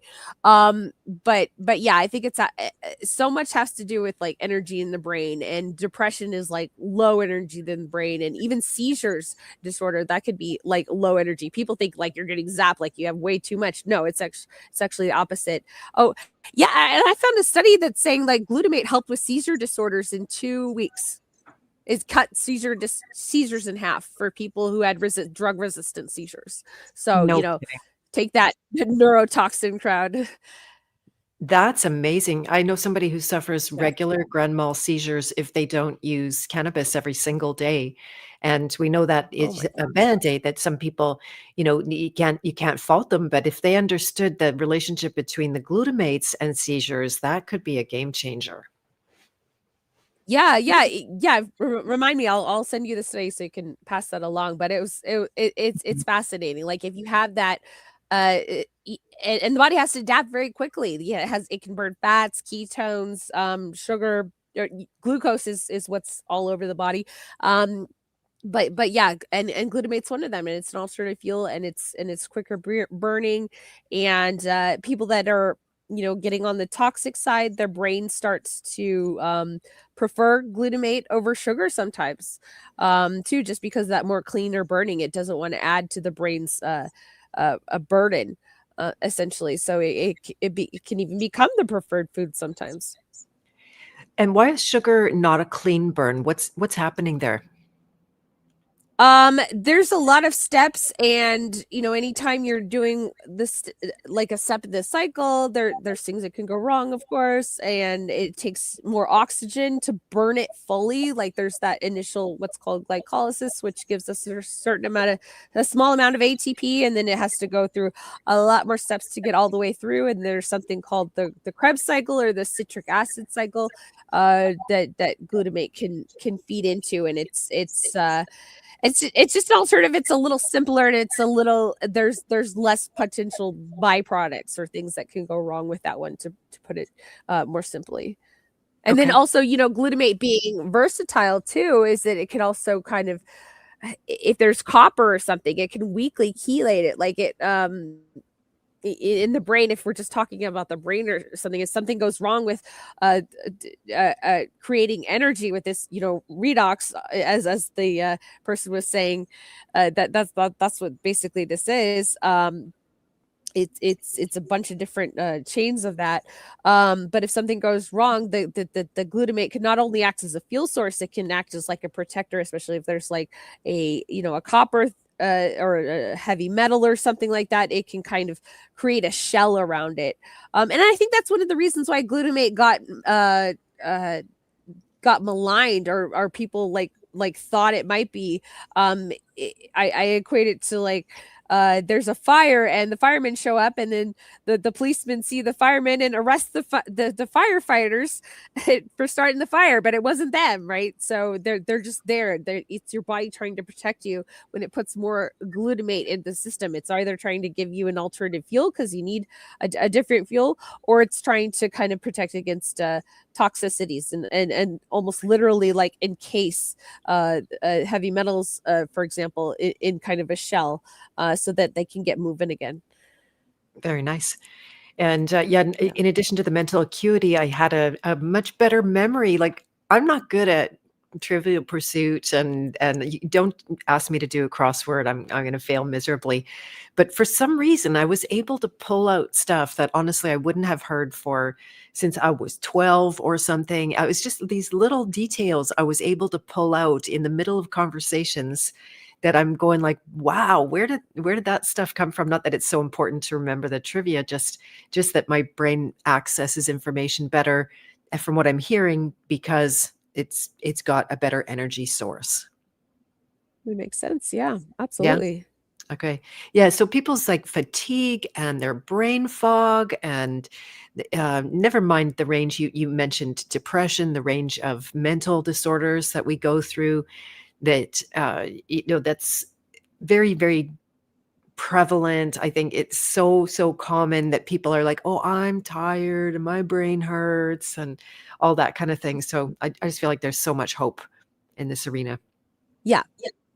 Yeah, there's so much hope, and your body wants to heal, and it's very smart and adaptable, and it knows what it's doing, and that can be used by scientists or the people directing the scientists. Maybe the scientists don't know, but that can be used to kind of uh to kind of trick you into thinking that maybe glutamate is bad. And it's very interesting that here in the States, and probably Canada too, is that it's got a real bad reputation, but over in Asian countries they use it all the time. They have salt shakers literally right there on the table, and they didn't get the same kind of I guess what do you call it, propaganda that they got That's it. against MSG. Yeah, and most people have only ever seen it as accent in the grocery store, and there's like, what's that accent? And for years that was the only MSG company in the United States, versus like Asian countries where it's like they love it. They use it all the time, and yeah, so it's very interesting, the kind of to hear the origin of how that got implicated as the culprit. And again, I talk about it more in the live stream, but anyways, where was I going with that? I kind No, of that's okay. lost myself. Yeah, no, it's all good. That I'm curious if you think that like has there been a trend, or are you literally the trend creator, knowing that the East they still have it on the table, but here it's become it doesn't matter who you talk to, they know for a fact MSG is bad and wrong. And are there any other Yeah. pockets of people that are waking up to it? Um, let's see. Not that I can think of offhand, but it used to be like this. In older European cultures, like we used to glutamate, and it was I found, somebody sent me a video one time of, they used to create this like stock basically, and it was this hard brown, full of glutamate, kind of really condensed meat stock, not just powder, but and travelers and merchants and everything, they would take this stuff, and it would help keep them satisfied on the road, and they just add a little bit of water or sailors or something like that, and this kept people alive. So this was a very valuable kind of food, a very a very shelf stable food, and and then going on to other across the globe too. I'm sorry, going back to the Asian countries, is like they helped prevent famine with MSG. So when when there's a takeover of a regime or something, like food supply can struggle. But like, for example, China was able to keep people alive by supplying them glutamate, because it's shelf stable and it can provide them with all these amino acids basically, and that when they can't get fresh food or something like that, it can be a source of additional protein for them. Wow, that's amazing. And let's see, before we move on, Chrissy was saying that MSG is made mostly from corn. What do you know about the different Yep. sources of MSG? Yeah. Yep. And Yep. then She's is right. that, Yep. yeah, and is that a problem with all the GMO corn out there, the non-organic corn? I don't think so. I don't think in this case, like we're not eating, a pound of corn to get it. So we're just having Mm. like a little bit of sprinkle as a portion of salt, like little bits. So and it's very processed. And Ajinomoto is the original company over 100 years old that has been doing this for a very long time. And I don't know what kind of corn they're made out of, but if it is, I'm not too worried about it. So they'll ferment it with the bacteria, and this will make a Corynebacterium glutamicum, and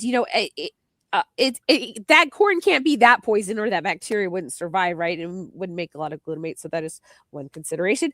But then they ultra purify it after that. So I think it's pretty negligible. There are some that are brands available of sorry. So they make Ajinomoto everywhere. Like they have satellite plants everywhere in Brazil, and I think Peru, and various places. But and I think in Brazil they do it with sugar cane. So that might be I don't know, but I really don't think it makes a difference. And you don't have to use it. We're not forcing you to use No. a potential GMO if you don't want to. Right, exactly. That's the beauty here. There's no recommendation run after you. You have to take this. I took it and it's good and everyone should take it. It's just not that's not the culture that we're dealing with here at all. Yeah. Oh, I Yeah, just thought of an example I can give for people. So, yeah, go ahead. most of the people on the program know that unrefined sea salt is bad for you, right? Like it has, microplastics and heavy metals and toxins and everything like that too. I would put, but we use Jacobson's, which is very clean and it has been washed 11 times, and we're using it in small quantities anyways. So it's kind of like with the MSG, like it's been cleaned up. Okay. So maybe, yeah, it wasn't the best corn for you, but it's been ultra purified and now it's nice and clean. So I hope that makes sense. Right, right. This is actually, if I could talk about it quickly, that people argue against the approach because they're saying, "Oh, well, you're looking at a glutamate, and if you look at it in the body, which is impossible, by the way, because you don't want to open a live body and do that kind of gory vivisection stuff. But their Mhm. claim is that the molecule in the body is going to be different than the molecule outside of the body. And do you want to just speak to that a little bit? I think I need a little bit more information about what we're talking about here. Need to be a little more Uh, specific. Yeah. Yeah, yeah, maybe it's not a fair question. So it's just basically it's one of those natural health, I'll call it myths that you cannot study anything under a microscope and in a lab and have that be relevant to a living body. So that's the basics. I need more details to Yeah, well, I think that's a bit too broad of a term. For example, like cell studies are terrible. So if you try to assume anything from a dish of cells and scale it up to a person, that often is not going to work out. And I know some people that can go in the opposite direction where they literally say there's no molecules, we're all just water, there's no cell structure, there's no periodic, did I say periodic table? Yeah, I've even heard that. yeah. Um, and we're just made of jelly water and we're all just vibes. But I think that gets a little bit too far into it. And then some people think that there's no such thing as vitamins. So yeah, that's been interesting to hear people say that. And based on my education, I wouldn't say that's the case. Exactly. Yeah, one of the biggest tells, actually, Garrett did a good video refuting the magnesium attack that recently happened, and so it can be a matter of convenience. They'll say, "Oh, this doesn't exist," until they want to make some term that or, use some term that is actually foundationally impossible to use as a concept without basic biochemistry. right? So there's this Mhm. convenient, oh, none of that exists, until they want to say a word like water, or something that really does depend on that knowledge. Anyway, I'm not doing it justice myself. I just was looking for ways to refute it. This is interesting. Yeah, and Quietly, and I and I think, go ahead. it's, like, too simplified, like, if somebody says, "Well, viruses don't exist," and some people can get, really, like, we'll call them, terrain Nazis, could get anytime you mention, like, a potentially infectious disease, they'll be like, "Oh, viruses don't exist." It's almost insane, but something exists. There's something that is happening there that looks like little tiny pieces of whatever coming out. And we could talk about, forever what that is and if it's transmissible, etc. But it's just, yeah, it's simplified, and sometimes it's intellectual laziness, or they just hear, one of these doctors like Tom Cowan, or the terrain movement kind of leaders talk about it, and they get real zealous about that, and they just let them do their thinking for them, and they get a little rigid with that, and then sometimes they take it too far. Yeah. Yeah, yeah, exactly. Terrain Nazis. It's not a bad way to say it. I want to go back just and let Quietly Content Bear know that I haven't heard from JJ yet. If anybody's on my Telegram and you're on my channel, the King Hero channel, don't message me there, because you can message me and I can reply once, but they won't let me keep replying. So there's no conversation available there. And so JJ, if you're hearing this, or Quietly Content Bear, if you want to pass the message on to because they think they've already private messaged me, but it's in a different place in their private messages, or email, just pass my email on, or something like that. It seemed interesting to me, so I definitely want to connect. And let's see. Anonymous Oh, I guest. want to answer this question about pesticides. Is that the next one? Sure, go ahead. Okay. All right. So, y- yes, you avoid pesticides as much as possible and try to get organic and everything too. But you got to remember, and that's one of the things that blew my mind from Dr. Smith, is thinking about this more.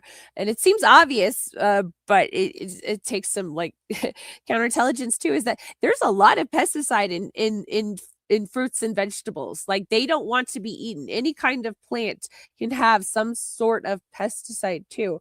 So that's, they can't move like an animal can. They have to do chemical warfare, is something that he brings up a lot too. Thymol, anything that's smelly, polyphenols, bright colors, as kind of a warning. Aposematism, like, bright things are bad and toxic, but they kind of got us turned around with that. But I essentially would say that it probably has less pesticides than a carrot, than an organic carrot. MSG does. Okay, from when it's grown, because it's mostly protein. It's Right. 5 99.95% pure, according to Hinomoto's data. It's very pure, and it's not like we're eating pounds and pounds of it, anyways. Even if it weren't so darn pure.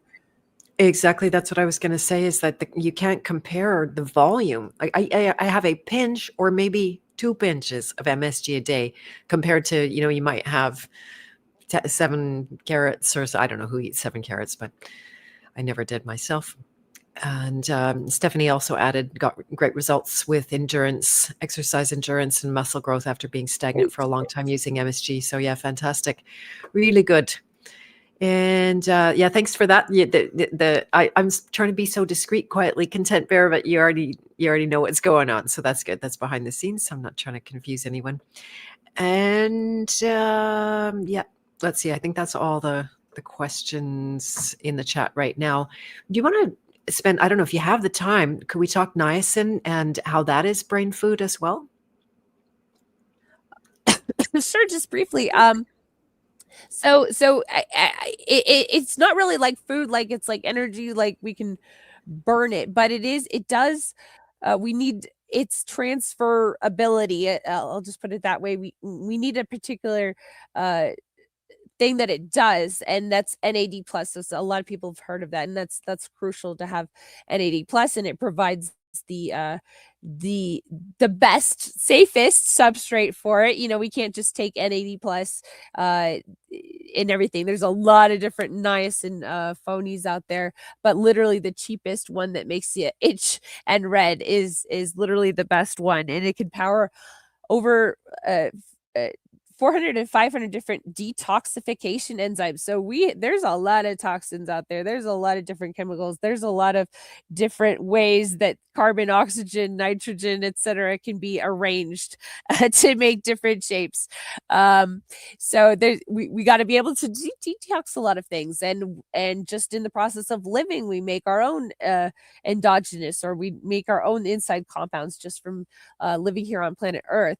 And we need N80 plus for that. And literally, some people have posited that basically what aging boils down to is the N80 plus ratio going down. So you have more NADH than you have N80 plus. That's essentially when it breaks down everything else. That's the biggest factor in determining like your chronology and getting old and starting to be less about repair and starting to be see mistakes happen more and more, and wrinkles and aging and our bum leg starts to happen too.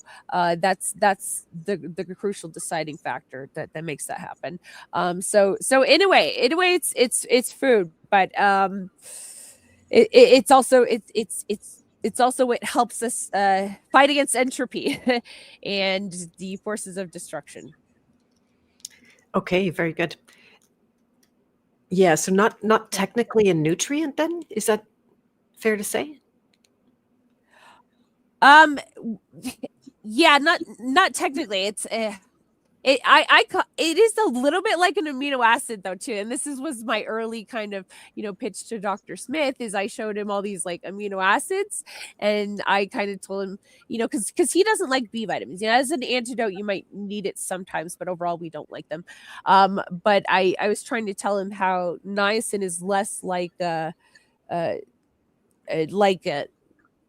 like the other B vitamins that it was lumped into, and more like an amino acid in its structure, and a little bit too, because you actually make nicotinic acid from tryptophan. You can make it yourself. Of course, that in any kind of liver dysfunction that gets or protein. If you don't have enough protein, you won't have enough tryptophan, and you won't have enough to make your niacin either.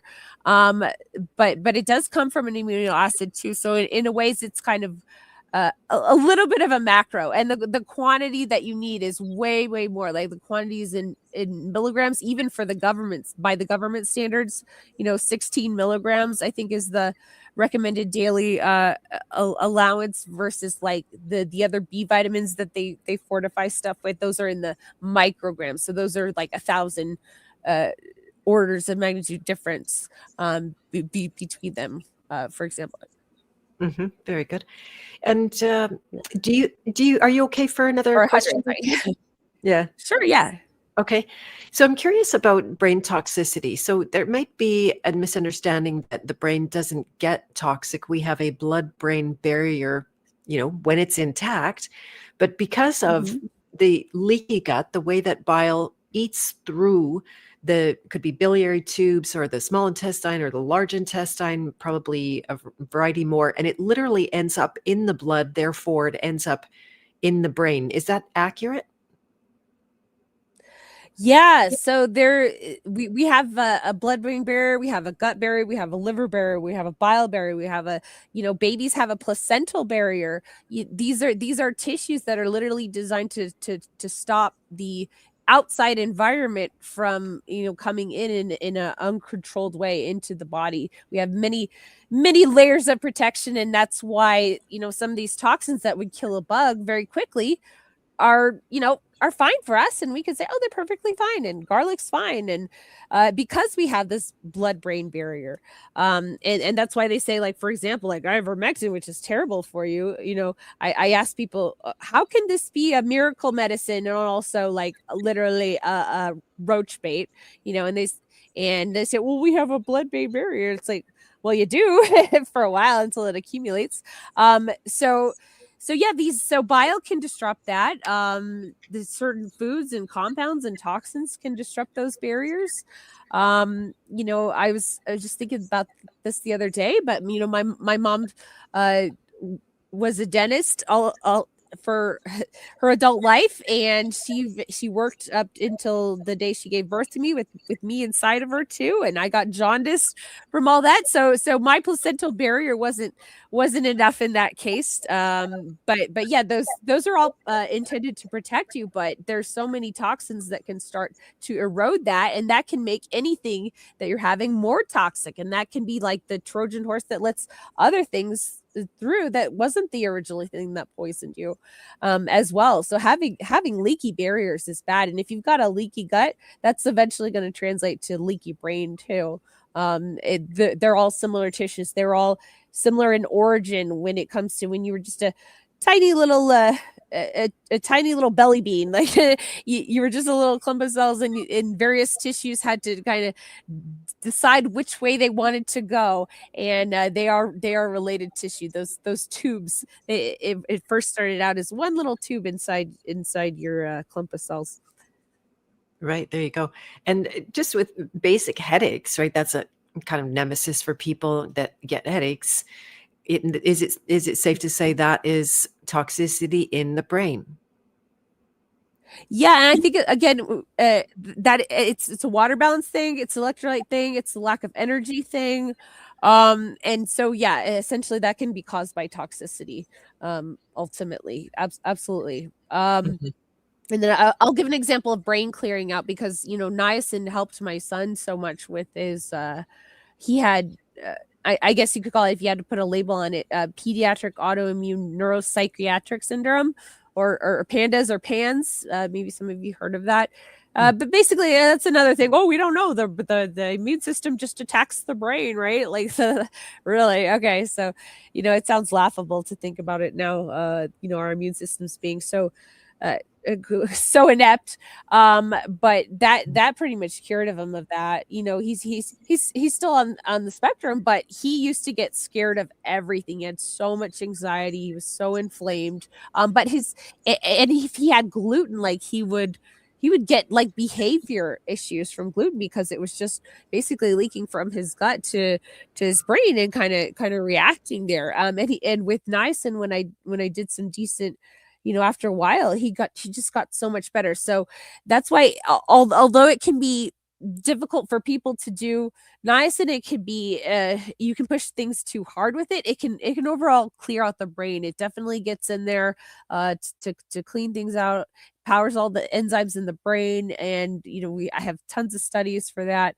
But some people even report getting like a little bit of a drip, like a postnasal drip from niacin too.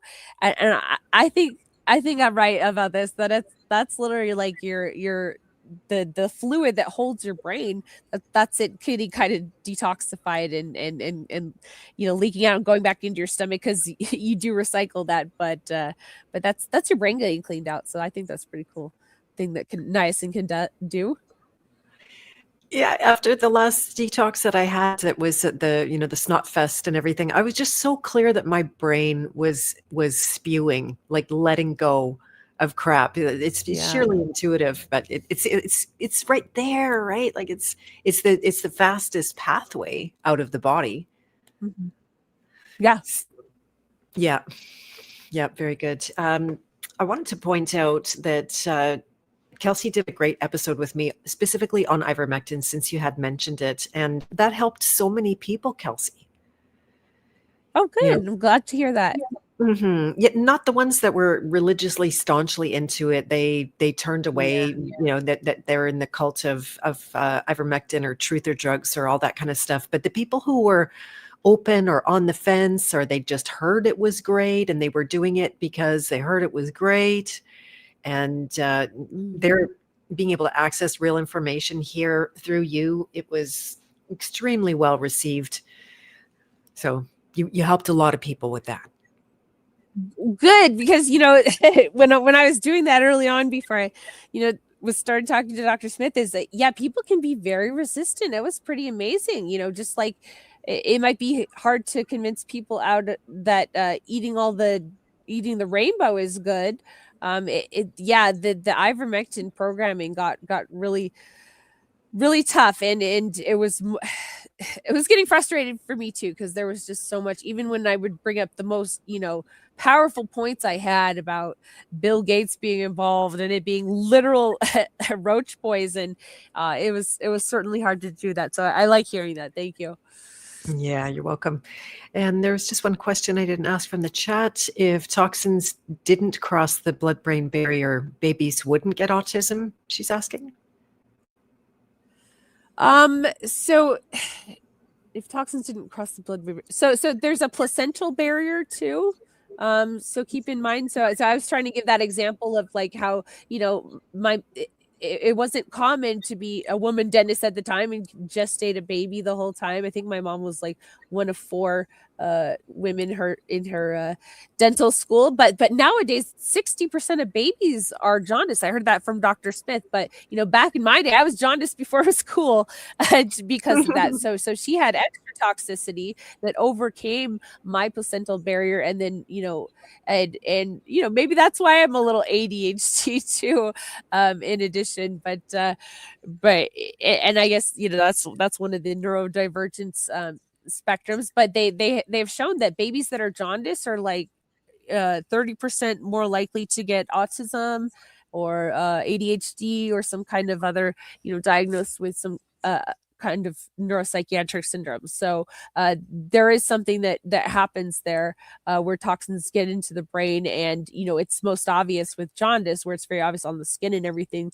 that bile has gotten out of control and kind of opened up the brain and made it more receptive to everything else, including the bile itself, which is going to be toxic as well. And it can cause it can exacerbate, or it can cause, or it can be one potential component of developing that. I do think so. Very good. And is there anything else that you'd like to share with us on either the brain or the breath or niacin or MSG or anything else? We didn't get to get into too much of the breath, but I just want to see it. Since discovering that I was saying I was struggling with fatigue, since discovering that I was having that issue at night, especially during my REM sleep, I have fixed my fatigue. So yay, or pretty much. Like it's taking some a little bit of gets worse before it gets better. That happened too. So, but overall, I think I found the missing piece, and I'm seeing it in a lot of my clients too. So I think it's very important. If you are been on our program, or just so if you do get on a program and you're having difficulty with fatigue, that could potentially be one thing that you want to look at to see if there's a problem, because 90% of people who have sleep apnea don't know they have it, and it's especially underdiagnosed in women. If you've got hypermobile disorder, I talked about that earlier, that could potentially be a literal mechanical issue.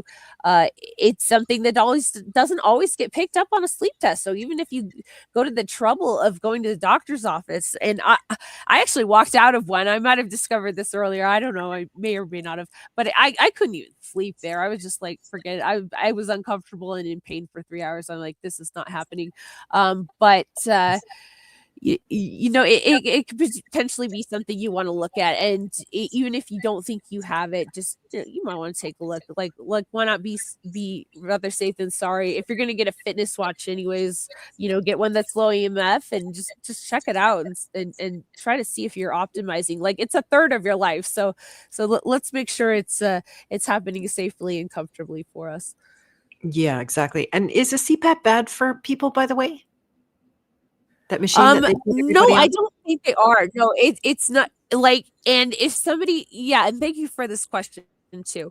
If somebody had with their doctor with a sleep test, or through self-diagnosis, saw a really big problem with losing oxygen, and there's this the medical term is ischemia reperfusion. So that means like you're basically cut off from oxygen, and then suddenly it rises back up when you start breathing again, and that is more damaging to the brain than just maintaining like a low oxygen. That pushback where it comes back is definitely noted to cause more damage. So if if you're having that and it's kind of critical, it's gotten to a bad point, then I'm totally okay if somebody needs to do a CPAP like that.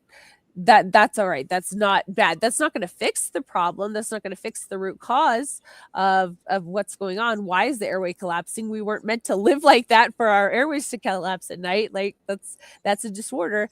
And you can give oxygen to somebody, but are you going to get them to breathe again and normally and functionally and the way and to breathe in their sleep the way they were meant to? No, but I think that can be a bit of a crutch that people can do if they're having trouble fixing the root cause, which can take longer. Okay. And is the damage from the breath coming fast, is that just too fast oxidation? Basically, so the body senses low oxygen. It's tried it. You're not, it's not getting the oxygen it needs. So it starts to prepare, and your body's very, it's doing a million things a minute, but it starts to prepare for low oxygen conditions. And then suddenly you find your breath and it comes back in. And then it's just like, it's not good. It can cause issues. And that back and forth is what can be harmful and very, very stressful on the body, the mind, and just we'll stop healing from happening. Basically, you're supposed to heal at night, and if you're constantly recovering from this back and forth, it's very difficult to get any of that. Okay. Yeah, I had a family member that would wake up screaming. They could have definitely used a diagnosis and a machine. Yeah. Darn it. Yeah. Can you also talk about CO2 or CO2 tolerance, I should say, if I heard it correctly, that Rhonda, how do you say, Mulman, or how was her last name said? I don't Holman, Rhonda Holman. Holman. She said that holding the breath out is good because it increases your CO2 tolerance. Do you know anything about that? I got her book, but I can't find a detail about it. Yeah, so basically what she's saying is that like the body gets a little bit jumpy, or it can, and there's different forms of sleep disordered breathing, but that's one thing that can happen is that the body gets scared when CO2 starts to rise and will try to breathe too quickly and too weakly instead of deep full breaths. And it's more of a panic emergency breath rather than the nice, slow, relaxed, full in and out kind of thing. So I think that's what she's meaning by that. And literally we don't breathe because we lack oxygen. Our body actually, we only get the urge to breathe because of the buildup of carbon dioxide. So I think that's an interesting distinction, is we can't sense the low oxygen. We sense the buildup of carbon dioxide instead. And if we're too jumpy with that, we're going to take weak, short breaths. Very good. Thank you for clearing that up. My brain has had that question for a while now. Yeah. Somebody else is saying zeolite is full of aluminum. Should we go back there at all, or aluminum silicate? Do you want to give it? No, I don't really. Yeah. You don't have to take it. How about that? I've yeah. Just don't. You can look into our zeolite too, and why is it better? Yeah. Right. Yeah. If you're scared of it, don't use it. Or research. Yeah. Exactly. AG said, as long as it's not nano-sized particles, the micro-sized rocks won't leave the digestive tract in the bloodstream. Yeah, nanos suck, eh? Exactly.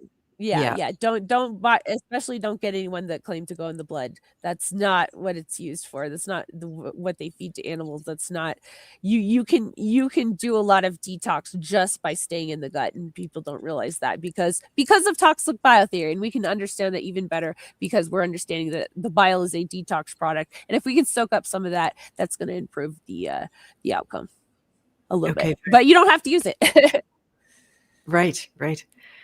Well, this has been fantastic, Kelsey. How can people take you up on consults at Nutrition Detective? I just told them how, but do you want to say anything more about that process?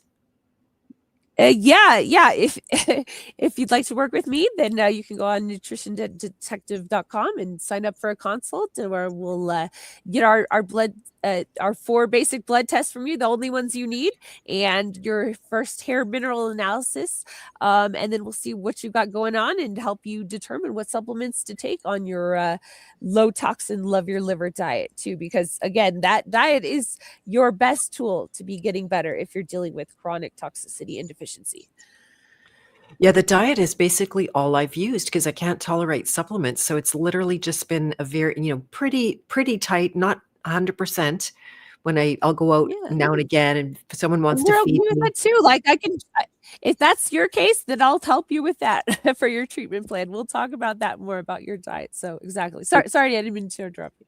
No worries, but I've made all of this progress. It's not due to supplements. For anyone that's criticizing the supplement thing, I'm not a good customer on the supplements because I can't take them. And even some of them, yeah, you sell them and I can make them myself too. So it's not a supplement business going on. And I want to stress that when people get healthier, they need a lot less of even supplements. So this is it's not a business money making model, if Right. anyone's Right. criticizing Yeah. that. Yeah. We're not our own best salesman here, but yeah, we want to teach you like Dr. Smith's first website was like doctorasteacher.com. Like we want to teach you what we know and to share this, and that's what's most important is just learning and just unbreaking these kind of these brainwashing patterns and propaganda that we've been taught to think is healthy. That's actually not. And there's plenty of examples on it. So we can teach you how to feed yourself as well, and to think differently about what you're putting into your body. Yeah. Exactly. Or on. Yeah. Yeah. Yeah. The indoctrination is so insidious, and it was very hard. I literally specialize in helping people and myself to deprogram, and I was shocked how hard it was to let go of the natural health cult stuff. So it looks like now I hope I'm not talking out of turn, but it looks like I'm going to be doing a deprogramming and releasing group inside the Love Your Liver group to help people, to give them both opportunities to work on the physical and then the mental emotional side as well. Yeah. So that might help them move faster if they're having trouble letting go of that programming that we have. Oh, sure. Yeah. Yeah. I think that's great because there's a, emotional and spiritual component to it. It isn't all toxicity and deficiency. I don't mean to lump it all into that, but yeah, you have to want to get better, and there has to be some soulful healing too, as well as a component of this. So yeah, that's great. Yeah, and you never know where like you can help from so many different angles, because the physical does help the spiritual, mental, emotional, right? Even just adding Yeah. glutamates, I have a better brain.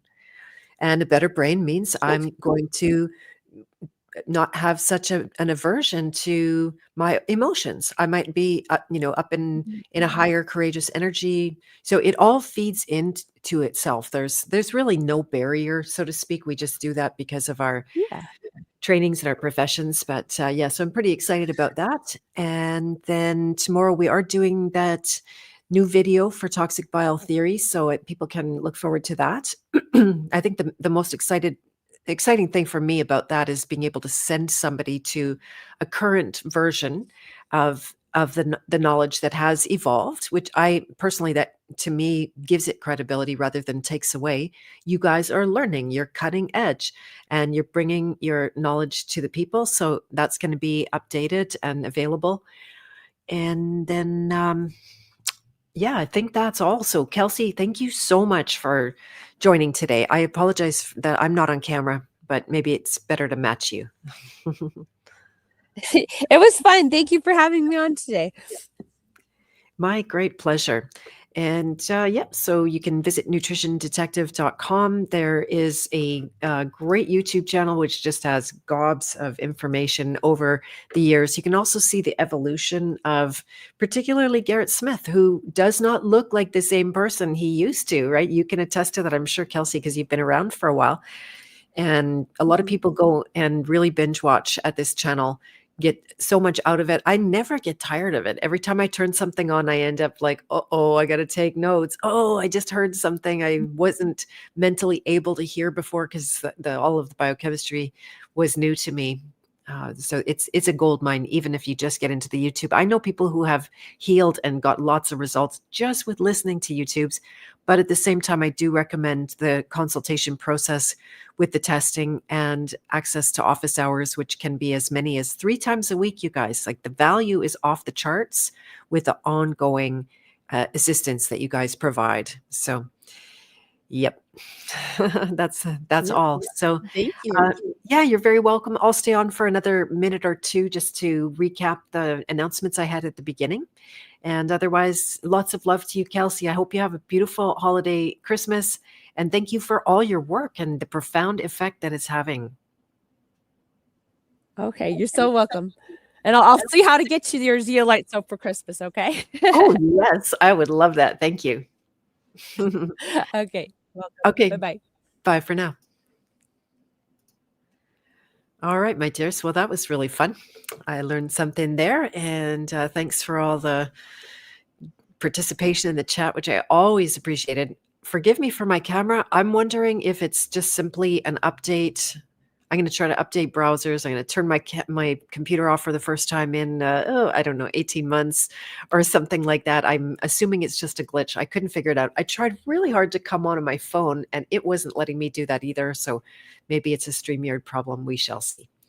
And yep, so if you didn't hear announcements at the beginning, there's lots coming up, including in the House of Free Will tomorrow. It's not tomorrow. That would be, let's start with tomorrow. So tomorrow is not the House of Free Will. It's the Beth of Fresh Air podcast.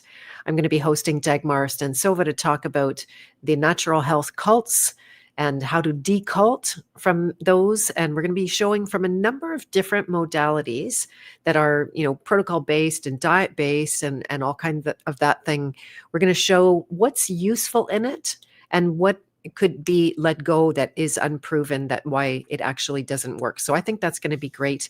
I don't have experience with a lot of the 27 lists that Dagmar sent me. So she's going to be speaking more to it, a little bit like an interview. And that's going to be a lot of fun. I personally love demystifying and deculting natural health because, boy, it's a mess. And then tomorrow, that was tomorrow at 2 p.m. Central. Then we have a private LYL meeting, Love Your Liver meeting in the House of Free Will for members only on Saturday at noon.